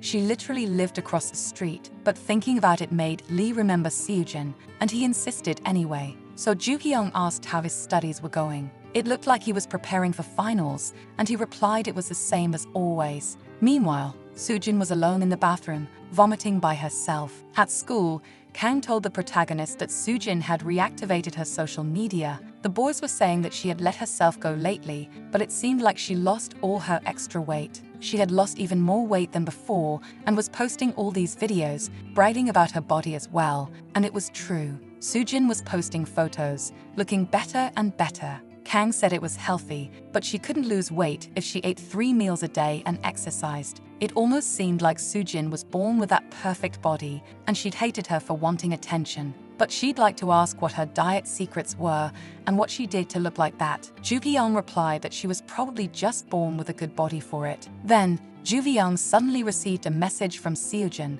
leaving her confused, but he asked what kind of thing an 18-year-old girl might like, sending her photos of a few options that left her without understanding what he meant. The first was an eco bag with a peculiar design, and the second was an adorable pink thermos bottle, but one that no one would even recommend for a child. Ju Hyung was surprised because this seemed to be the best he could come up with for a gift. She asked in the message if it was a gift, and he confirmed, saying it was his sister's birthday in 2 days, and he wanted to know if they were really that terrible. Ju Hyung agreed they were. Seojin said Han never asked for anything, not understanding if the options were that strange. Ju Hyung sighed because he really had no idea and wondered if she could say something, without hurting his feelings in any way. Although it wasn't the answer Seojin was expecting, he had looked for options all day, and she replied that his sister had other interests, like makeup, and suggested he could buy a lip tint at a department store. He replied that he'd never bought any of those things before and wanted to know if they sold them online. Ju Hyung said it was always better to try one before buying, and he asked if he should just buy what they recommended, only making the situation worse. It was obvious he was completely clueless, so she suggested they could go together to buy it after school, and she would get her own gift for Han along the way. He asked if she was free, and she replied that she was. She would just go home for a quick shower and then meet him later, so they arranged to go out. With Ju Hyung thinking she never imagined a brother like him could really exist in real life, though she had an older sister who was practically an older brother. She almost felt envious of Han and wondered what she could buy for her. Maybe just a blush. That's when Kang noticed she was planning to go out with Seojin from her messages. She was curious about that situation even more since Lee used to be a bright and outgoing person, but suddenly he had become who he was now. It might be related to Seojin somehow, her intuition was telling her so, and she thought something might be going on between them, asking if Ju Hyung was going out with Lee, something she denied, even though Kang said he didn't seem so bad the last time she heard, suggesting she ask him why they didn't get along. After all, the protagonist would meet Seojin later, and she denied it because surely they must have their own reasons, just changing the subject to look at the photos she took from the show. Later, Ju Hyung went out to meet Seojin, and she was impressed because he had a presence that could certainly stand out like no one else would normally. It made her think she should have dressed up a little more and not gone out so casually as she did, but he just considered if they should take the bus to get where they wanted to go. At the store, the protagonist feels even more pressured by the many gazes directed at them, as everyone was interested in Seojin, who was indeed very handsome. When they reach the products, he's unsure of what to choose, and Ju Hyung says she researched online and found that a new brand was especially recommended, Despite suggesting they try it out, he replies that she should test it herself and try it for him,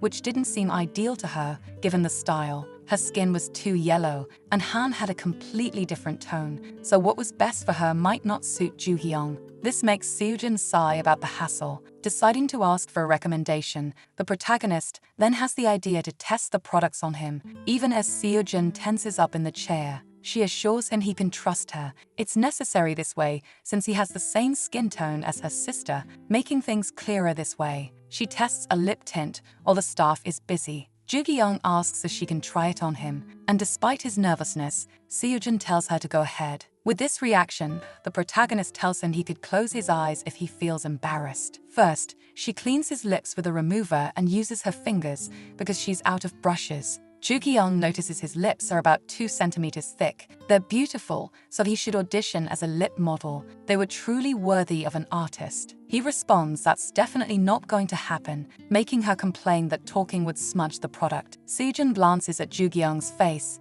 blushes, and looks away. Mentally frustrated because she was too close, Ju-hyung finally finishes and shows him how good it looks on his skin. It has enough moisture for daily makeup. Then, she decides to pick out a blush as well, and he heads off to pay for them first. Once done, she asks if he's hungry, and they both catch a familiar smell. They run off to grab something delicious to fill their stomachs, just what Seojin needed after all the effort. She's curious, realizing he also liked sweet things, which was a relief because her brother Young never understood why she liked them. He replies that it's ridiculous not to like them when they're so delicious. Still, it surprises Ju-hyung because he didn't seem like someone who'd really eat sweets, and Seojin says he wouldn't go that far. To the protagonist, he didn't seem like someone who'd eat anything too sweet or greasy, yet he was a guy with excellent taste in food. Finally, the two decide to leave when the mall closes. They get on the bus, and Ju-hyung notices he must be delayed because of the crowd. However, she shivers as she starts to imagine things.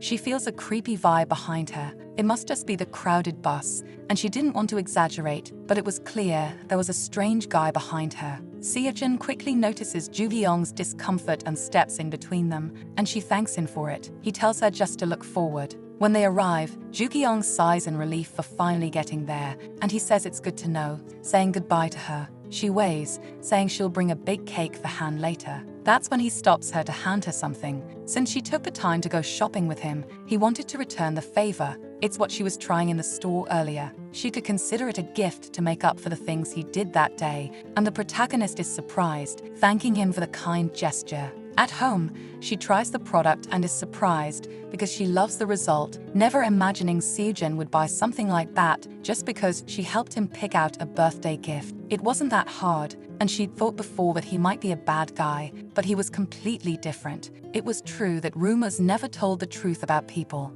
Meanwhile, after getting home, Seojin was still embarrassed after what he went through with Ju-hyung at the stores, not understanding why he couldn't stop thinking about her. Suddenly, he gets notifications on his phone. It's Lee messaging him, asking if he could see him for a moment, so the two meet outside the house. Seojin asks what he wanted, and Lee asks how long they should stay so tense with each other, which makes him sigh at his boldness for visiting him there. After calling him out just for something like that, as Lee falls silent, he turns to go back inside. A bit later, Han asks him about the gift bag in the living room. It made her happy to receive something from her brother. Besides, she mentioned that she ended up seeing Lee near her gym, and it seemed he still had that same demeanor as before. But Seojin didn't care and told her to leave, making her sigh because he was really temperamental. However, Seojin's mind was still troubled by recent events. He had a nightmare of his old friend begging for help, asking him to answer the phone because he couldn't breathe and needed help.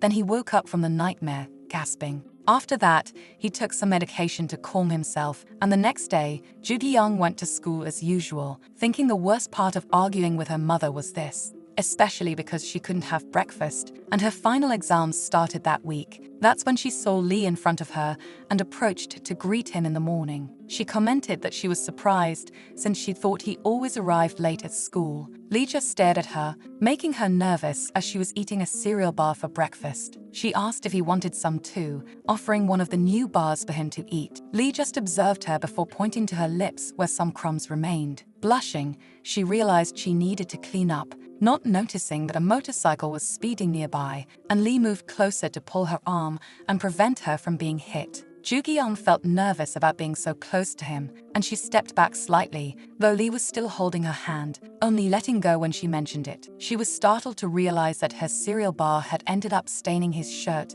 and she apologized, offering to wash it for him. Even as Lee said it was fine, she insisted, nonetheless. She said she'd just need to scrub it with soap, and it would be like new, asking him to hand it over for a moment, and Lee handed her the shirt anyway, making her promise to clean it quickly. Ju-gi-young gave him the other cereal bar in case he was hungry, making him thank her, and she headed to the girls' restroom, feeling embarrassed. Not just for staining his shirt, but for being so close to Lee. Even though it shouldn't be a big deal, she still wondered why she saw him that way. It was strangely romantic, maybe because he was too handsome, but it was ridiculous, because a relationship like that could never happen. So Ju-gi-young finished cleaning the shirt. While taking care of it, she accidentally bumped the shirt into Sejun's face, and she laughed nervously because she didn't even see anyone nearby in the hallway. He asked why she was waving that shirt in front of his face, and Ju-gi-young apologized again, asking if she hurt him, but he brushed it off finally. Then he asked why she was throwing her boyfriend's shirt in his face like that,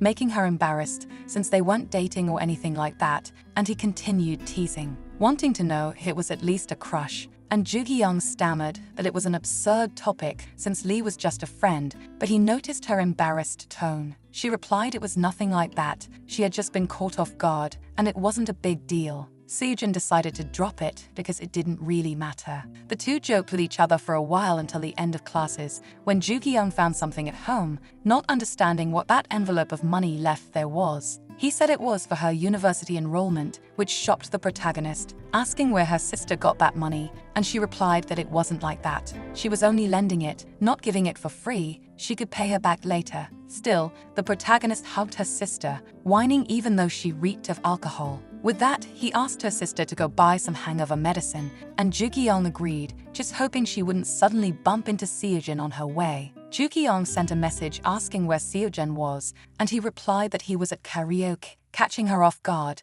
because it was a faster reply than she expected. This made her sigh in relief, saying it wasn't a big deal and she didn't have to worry about accidentally running into someone inconvenient, so she decided to buy an ice cream too. To her complete shock, Sejun's two idiot friends were also inside when they were supposedly all at karaoke, making Ju-gi-young shrink back and try to hide. However, it seemed they were just his friends and not Sejun, but it was still a problem because she should just hurry home before being seen. Nonetheless, someone called out to her. She freezes in place before turning to see two girls who ask if she has a minute to talk to them. Ju-gi-young recognizes them immediately without a second thought. They were the two girls who used to bully her and treat her like a servant. She greets them, noticing that one of them looks the same, while the other is quite different. They laugh, saying it's nice to see her. It really is a small world, and it's been a long time. They ask what school she went to, and she stammers, saying she went to one close to her house. Thinking it's not good to see them,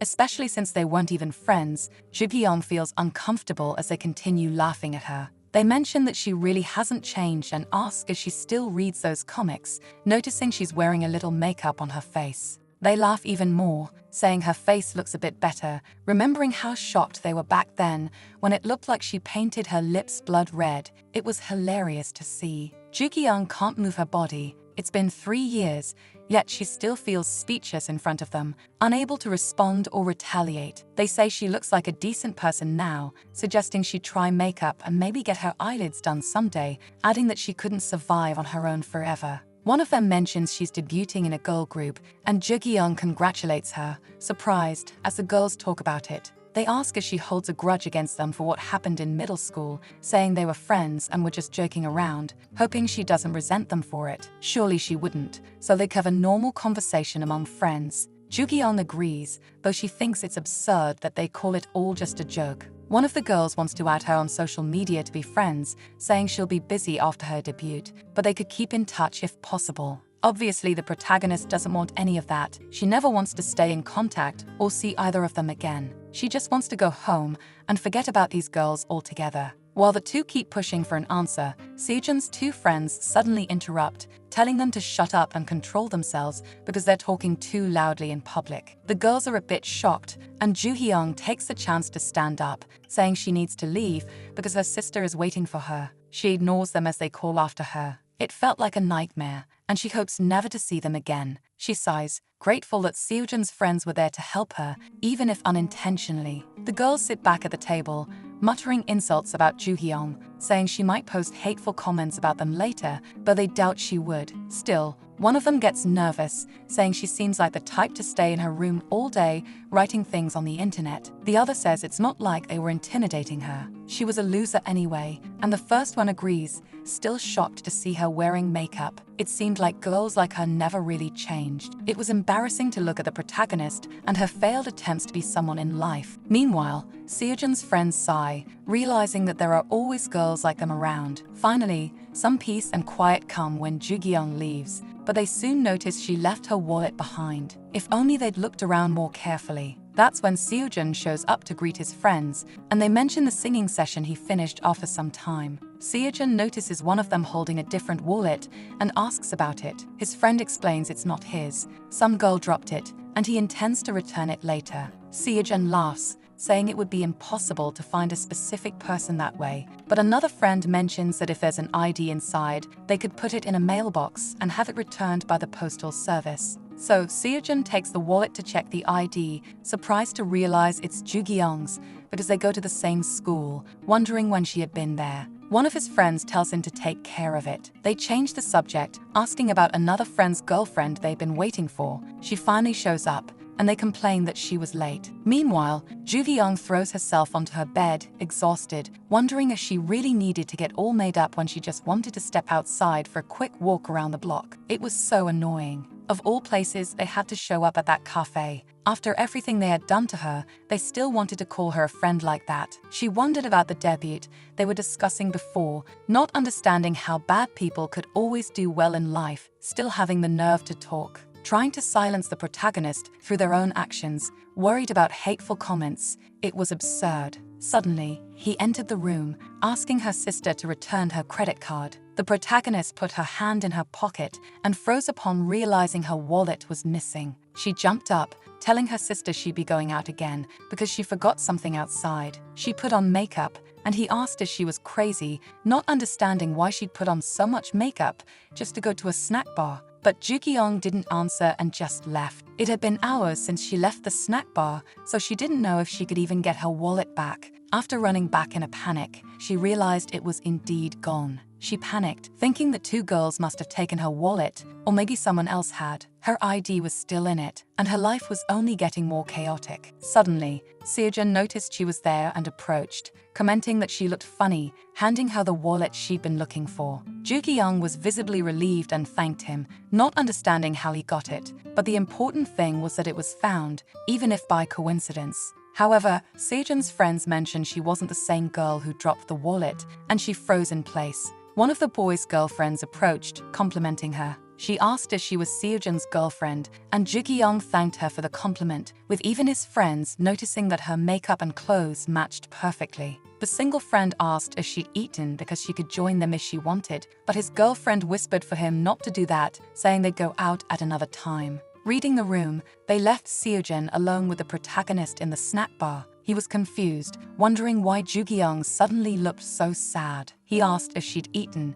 and she replied she'd just eat at work, probably in about 3 hours, which seemed way too long to wait for Seojun. In reality, the protagonist wasn't really hungry, but he suggested they have tteokbokki anyway, and she immediately felt like eating, making him comment with disgust that she was drooling, and she laughed, apologizing, mentioning she knew a great place near the station where they could eat together, so they left the snack bar. Joo Hyung noticed Seojun was very tall, and he mentioned not knowing his own height because he hadn't checked in years. He was probably around 6'1" in the end. But Joo Hyung was also tall, though she denied it because she felt short next to him. She remembered needing to call her sister and asked him to go in first while she'd follow. Meanwhile, Lee was at the psychologist, saying he didn't feel he deserved to be happy, and the doctor mentioned the medications should work better than last time. because he was having trouble sleeping, the doctor was going to prescribe another pill. Lee asked what he should do now, and the doctor replied that he could try the new medication. It would work, and they ended the session for now. He could pick up the prescription when leaving. Meanwhile, the protagonist was realizing that Seojin clearly couldn't eat anything, especially spicy, given the amount of water he was drinking constantly, and she wondered what exactly he was thinking when he suggested they eat together. Seeing him sweating, Ju-hyung asked if he was okay, and even while burning up, he agreed that he was fine, though she could tell he didn't look fine at all. So, she changed the subject, mentioning that he would be graduating soon and asking what he planned to do afterward. He replied that he'd probably just make money somehow. Ju-hyung asked if he didn't plan to go to college, and he didn't see any reason for it, saying he just wanted to start working right away, and she said she understood his point. Getting a job right away seemed like a good idea too, and he asked about her. Ju-hyung said she wanted to study cosmetology soon. She didn't care which university she got into, but she was definitely going to study, which seemed interesting to Seojin since she'd turned his sister into a whole new person. So she could make anything possible, and she replied that it was only because Han was naturally beautiful with or without makeup, then began reflecting. She asked how he'd met his two friends before since they weren't from his school. Seojin explained that when he left the company, the old agency where he worked, the stylist, there was starting a new brand or something similar, so he went there a few times to help with some people's photo shoots. While the director was helping him get adjusted for the photos and he was being photographed, Seojin met his two friends, who mentioned they were opening a mall nearby soon. They asked if he was interested in working as a model for them. That's how Seojin began working with those two, and it's been a long 2 years since then. Ju-hyung responds that it's really cool and notes that he's been busy for a long time. Meanwhile, those same two friends seem agitated, feeling as if people were talking behind their backs. They comment on how Seojin doesn't use social media. He would bring in a lot of customers to their mall, even though he asked them not to use his face too publicly. They hadn't received many orders for a while, and that's when Ju-hyung suggested Seojin could become a singer in the future. He had the right look and sang really well. It would be a shame if he didn't take advantage of it. But Seojin immediately denies it, so directly that it almost scares Ju-hyung. He explains that after seeing someone die without reason in this business, nothing could change his mind about it, which shocks the protagonist, who is desperate to change the subject. So, Ju-hyung suggests maybe she could try participating in a musical like Han. When he just stares at her, she gets nervous and apologizes, saying she only thought he sang really well. Anyway, she suggests they should leave now that they're done eating. Later, Ju-hyung goes home, reflecting on Seojin being a famous model. She's a bit curious to see his photos, but doesn't know which mall he's working for. Then she notices that one of the suggested connections on social media is none other than Seojin's friend, Ji-hoon Wang. Realizing this must be the photographer he mentioned earlier, she searches through his profile and quickly finds photos of Seojin. It doesn't take long for Ju-hyung to find them, and she's impressed because, despite him being handsome, they seem to be wasting his talent. Suddenly, he appears to call her sister, reminding her that Ju-hyung herself said the final exams would start the next day. He asks if she's even studied at all, noticing she's just focused on her phone. The protagonist replies that she'll do it soon, and her sister responds that if she doesn't get into college, she'd better pay back every cent of her money quickly. The next day, Han asks how Ju-hyung did on the exam, and she replies that it probably went okay, just a little better than last time. She thinks it's great, hoping that if she keeps going like this, her efforts might pay off. However, on the last day of exams, she's caught off guard by what she sees. She can't believe it, even though Lee helped her with notes, and now she's embarrassed to face him after getting such terrible and low grades. Suddenly, Seojin appears, surprising Ju-hyung, who asks what he's doing at school and if he's there just because of the student exams. He responds that he's never missed an exam, while she failed them all. That's when Ju-hyung notices Lee nearby, and she stammers, saying she needs to leave immediately. She almost runs away from him, worried that Lee will talk to her about those low scores. As Lee and Seojin pass each other, they ignore one another, until Lee finally messages Ju-hyung, asking if she's in the classroom. She gets nervous, unsure of how to respond and embarrassed to say anything. It doesn't take long for Lee to come to her classroom to talk, and Ju Hyung sweats nervously, stammering that he must have gotten top marks, though it's hard to achieve. She thought she had memorized everything, but instead, Lee hands her a flyer for a movie adaptation of a book and asks if she'd go see it with him. Ju Hyung agrees, still stammering about the finals and wondering if he didn't come to ask her about that, and he asks if she's not going home yet. The two walk outside to head home, and Ju Hyung observes him, thinking he's perfect. She quickly looks away when he glances her way, noticing her gaze.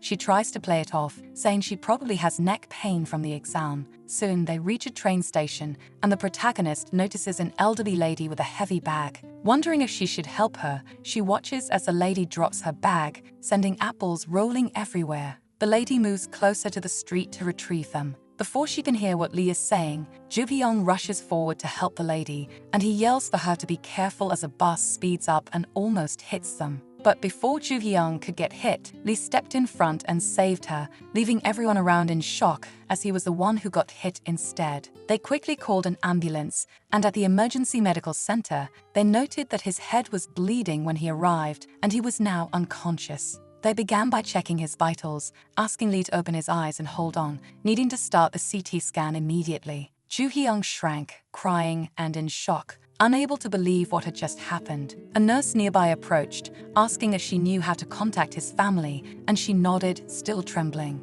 Then she realized her phone wasn't turning on. It was damaged during the accident, but she tried to stay focused despite her worry for Lee, so she called Han, asking for help. She wanted Seojun's number, and her friend noticed how terrible Ju Hyung's voice sounded and asked what had happened, but Ju Hyung replied that it wasn't a good time to talk. She'd explain later but needed Seojun's number, and Han gave it to her. Ju Hyung mentally pleaded for him to pick up now because it was too important. When Seojun answered, he was confused by the sudden call, and she stammered, explaining that Lee had been in an accident and she needed to know if he had his family's contact info. Seojun shouted in shock, asking where she was now. Ju Hyung replied that she was at the university hospital emergency room, and then she waited, trembling, for people to arrive. After a short while, Seojun came running, saying he called Lee's sister on the way, and the protagonist thanked him. He sighed, explaining that it seemed Lee's family was out of the country, and he wondered what Lee was thinking.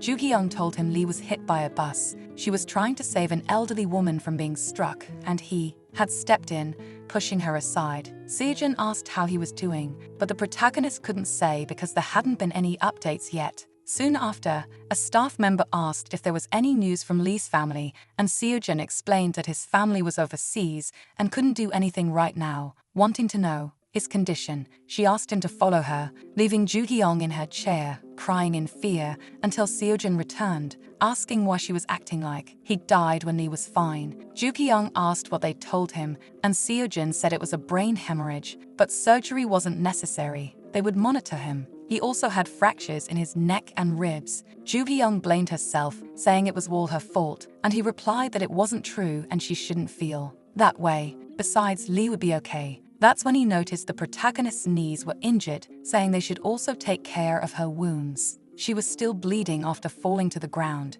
Seojun left and returned with some band-aids, asking if Ju Hyung was sure she didn't want to see a doctor first. The protagonist observed him taking care of her, mentioning that her knees would probably scar. That's when he rushed in, wanting to know what happened. Ju Hyung started crying and ran to hug her sister. Seojun was surprised and approached, saying she should be taken home since she was likely still a bit in shock. He agreed and would do that now, asking him to look after Lee for the time being. Then she guided the protagonist out of the hospital, who was still crying desperately. After a long time in the hospital, Lee woke up, and the doctors asked if he was feeling okay. The next day, Lee was still accompanied by Seojun, who had stayed the night with him, and was surprised to see him awake, feeling nervous. Then Seojun mentioned that he never expected to have to babysit an adult man, never even visiting the hospital when Han was sick with a bad flu. Lee asked how he found out about the accident, and he explained that Ju Hyung had called him. Lee wanted to know how she was,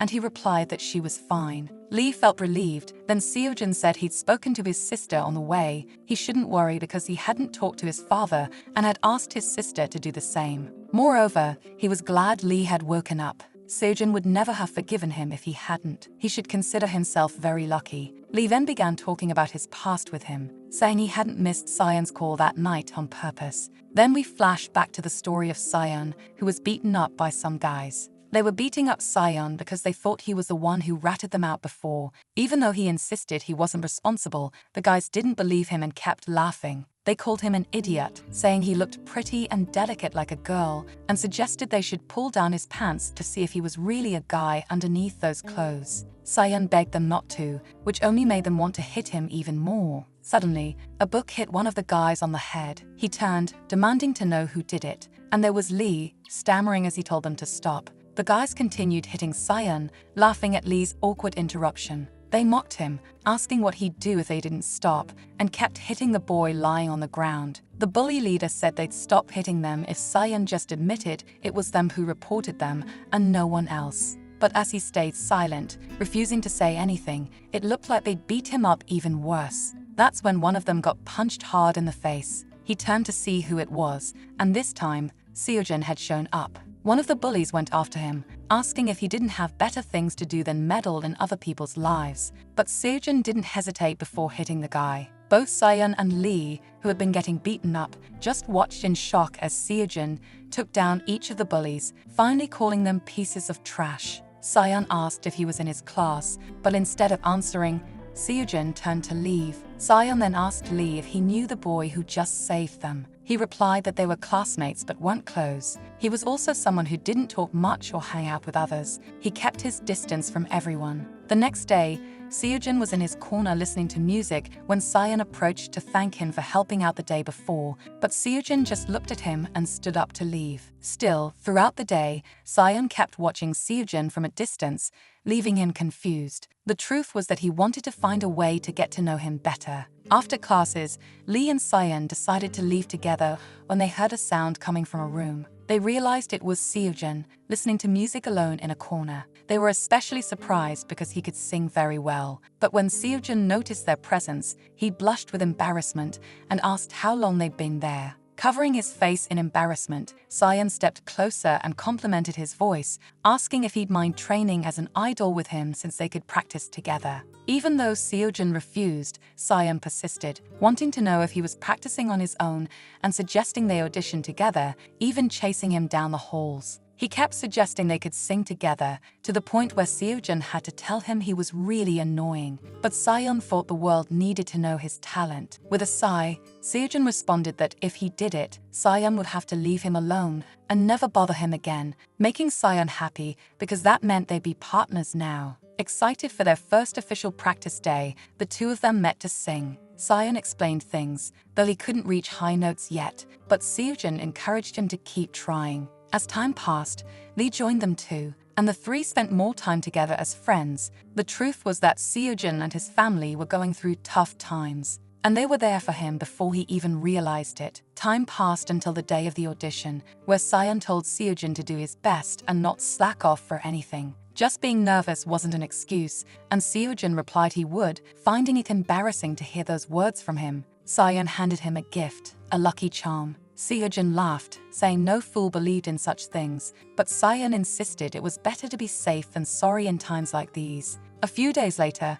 Sion asked Seojin if he also received the message, and that's when they discovered he'd passed the audition. The two celebrated their success. Seojin thought they'd become singers as soon as they passed the test, but time went on, and things got tougher. The instructor demanded that he practice even harder, telling them to push themselves more, as they couldn't debut that way. There was still a long road ahead before Seojin could become a true singer. Time passed, and Sion saw that he practiced even later. Still, Seojin was the best singer in the group. He shouldn't at least take his position in dancing as well. He didn't really mind, and Sion accompanied him during night training, teaching him the correct way. But the efforts became quite manageable over time because they were working hard together, even at Seojin's father's funeral, who had taken his own life due to debt. Lee and Sion were there for him and his family to help. He could get through things with them by his side. They were all he had. When he worked at the agency with she told him he could debut soon. He couldn't let that shake him. They could try out for future auditions to keep improving. Although Sayeon was going to participate in an audition, Seojin would have to sit this one out because he'd injured himself while practicing, saying he didn't want to make a fool of himself. Sayeon could go alone, even though he begged to go with his amazing and talented friends. Still, Seojin told him to go. They would all be cheering for him. But now he regretted encouraging him to go on that show, even after he passed the audition. Both friends praised him for his efforts because they knew he could do it. Sayeon said he still had a long way to go, and they said he'd have to go to training camp the following week. They wished him luck, even though they would have loved to go with him if it hadn't been for Seojin's injured arm at the time and other obstacles. They decided to go out that night to the movies to have some fun. Along the way, many girls admired the beauty of those three guys who looked like idols. They even wanted to ask for their numbers, but they arrived early at the theater, and Sayeon suggested they take some photos in the booth, super excited. But Seojin refused, finding it embarrassing since they were all guys, yet in the end, they went and took many funny photos, laughing at their faces and expressions. They laughed because sometimes B would make his eyes too big, and Seojin would look tense. That's how they took the photo that later ended up in Seojin's house, which Ju-kyung eventually found. Little did Seojin know that would be the only photo they'd take together. He would have taken even more if he'd known what was coming. Time passed, and one day Seojin visited his friend Lee after practice class and offered him something to wear because he smelled. On the news, there was a report about idols, and they sat down to watch it, hearing about the competitors. Only 6 lucky ones would be chosen out of the 50 contestants, and they saw Sayeon among the people on TV. Lee said his friend should have gone too, but he replied he was terrible at dancing and would have been eliminated right away. The audition show Sayeon joined became a huge hit. He became incredibly popular. People were constantly talking about him and his dance skills, praising his efforts, videos, and performances. And just when everything was going so well with his debut,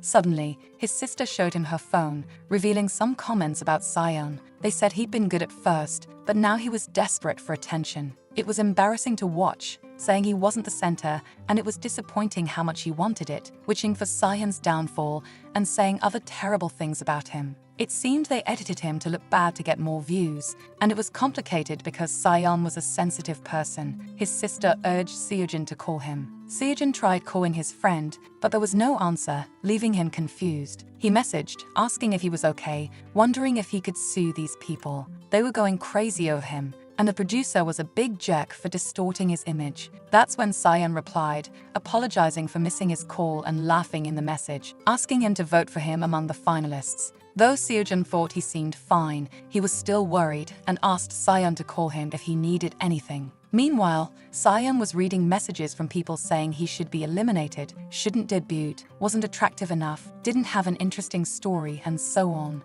A few days later, the top 6 were announced, and everyone appeared on the TV screen. Finally, the last one to be voted in was Sayeon, with over 800,000 votes. They said he'd been loved from the first day he performed on stage. All his friends celebrated for him as he cried on TV, thanking everyone who believed in him. He wanted to prove himself to those who doubted him before, so Sayeon debuted in the idol group, starting to dance and perform, though show business could look so glamorous on the outside. But Sayeon was going through hard times. People still talked about his sad story with his grandparents, saying he just wanted to be seen as a pitiful person and gain attention. There were many cruel comments about him not being masculine enough, echoing the same hateful remarks that the bullies used to say about him in the past. Gradually, Sayeon began to wonder why they hated him so much, if they truly wanted him gone so badly. Eventually, he started to panic. On stage, all he could remember were the mocking messages. He even had to step out to breathe because he felt anxious,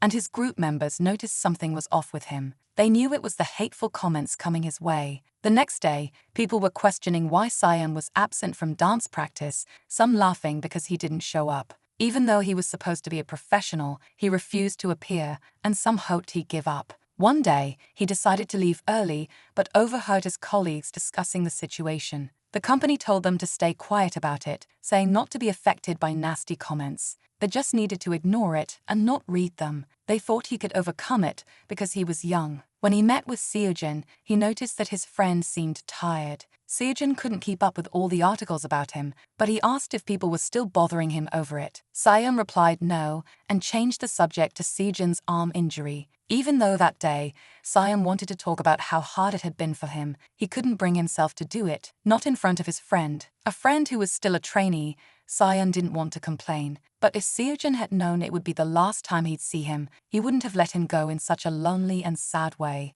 I noticed that many people who watch our content aren't subscribed to the channel. I need your support to keep making those videos, so if you could help by subscribing, I'd be really grateful. Thank you from the bottom of my heart. See you next time. Bye-bye.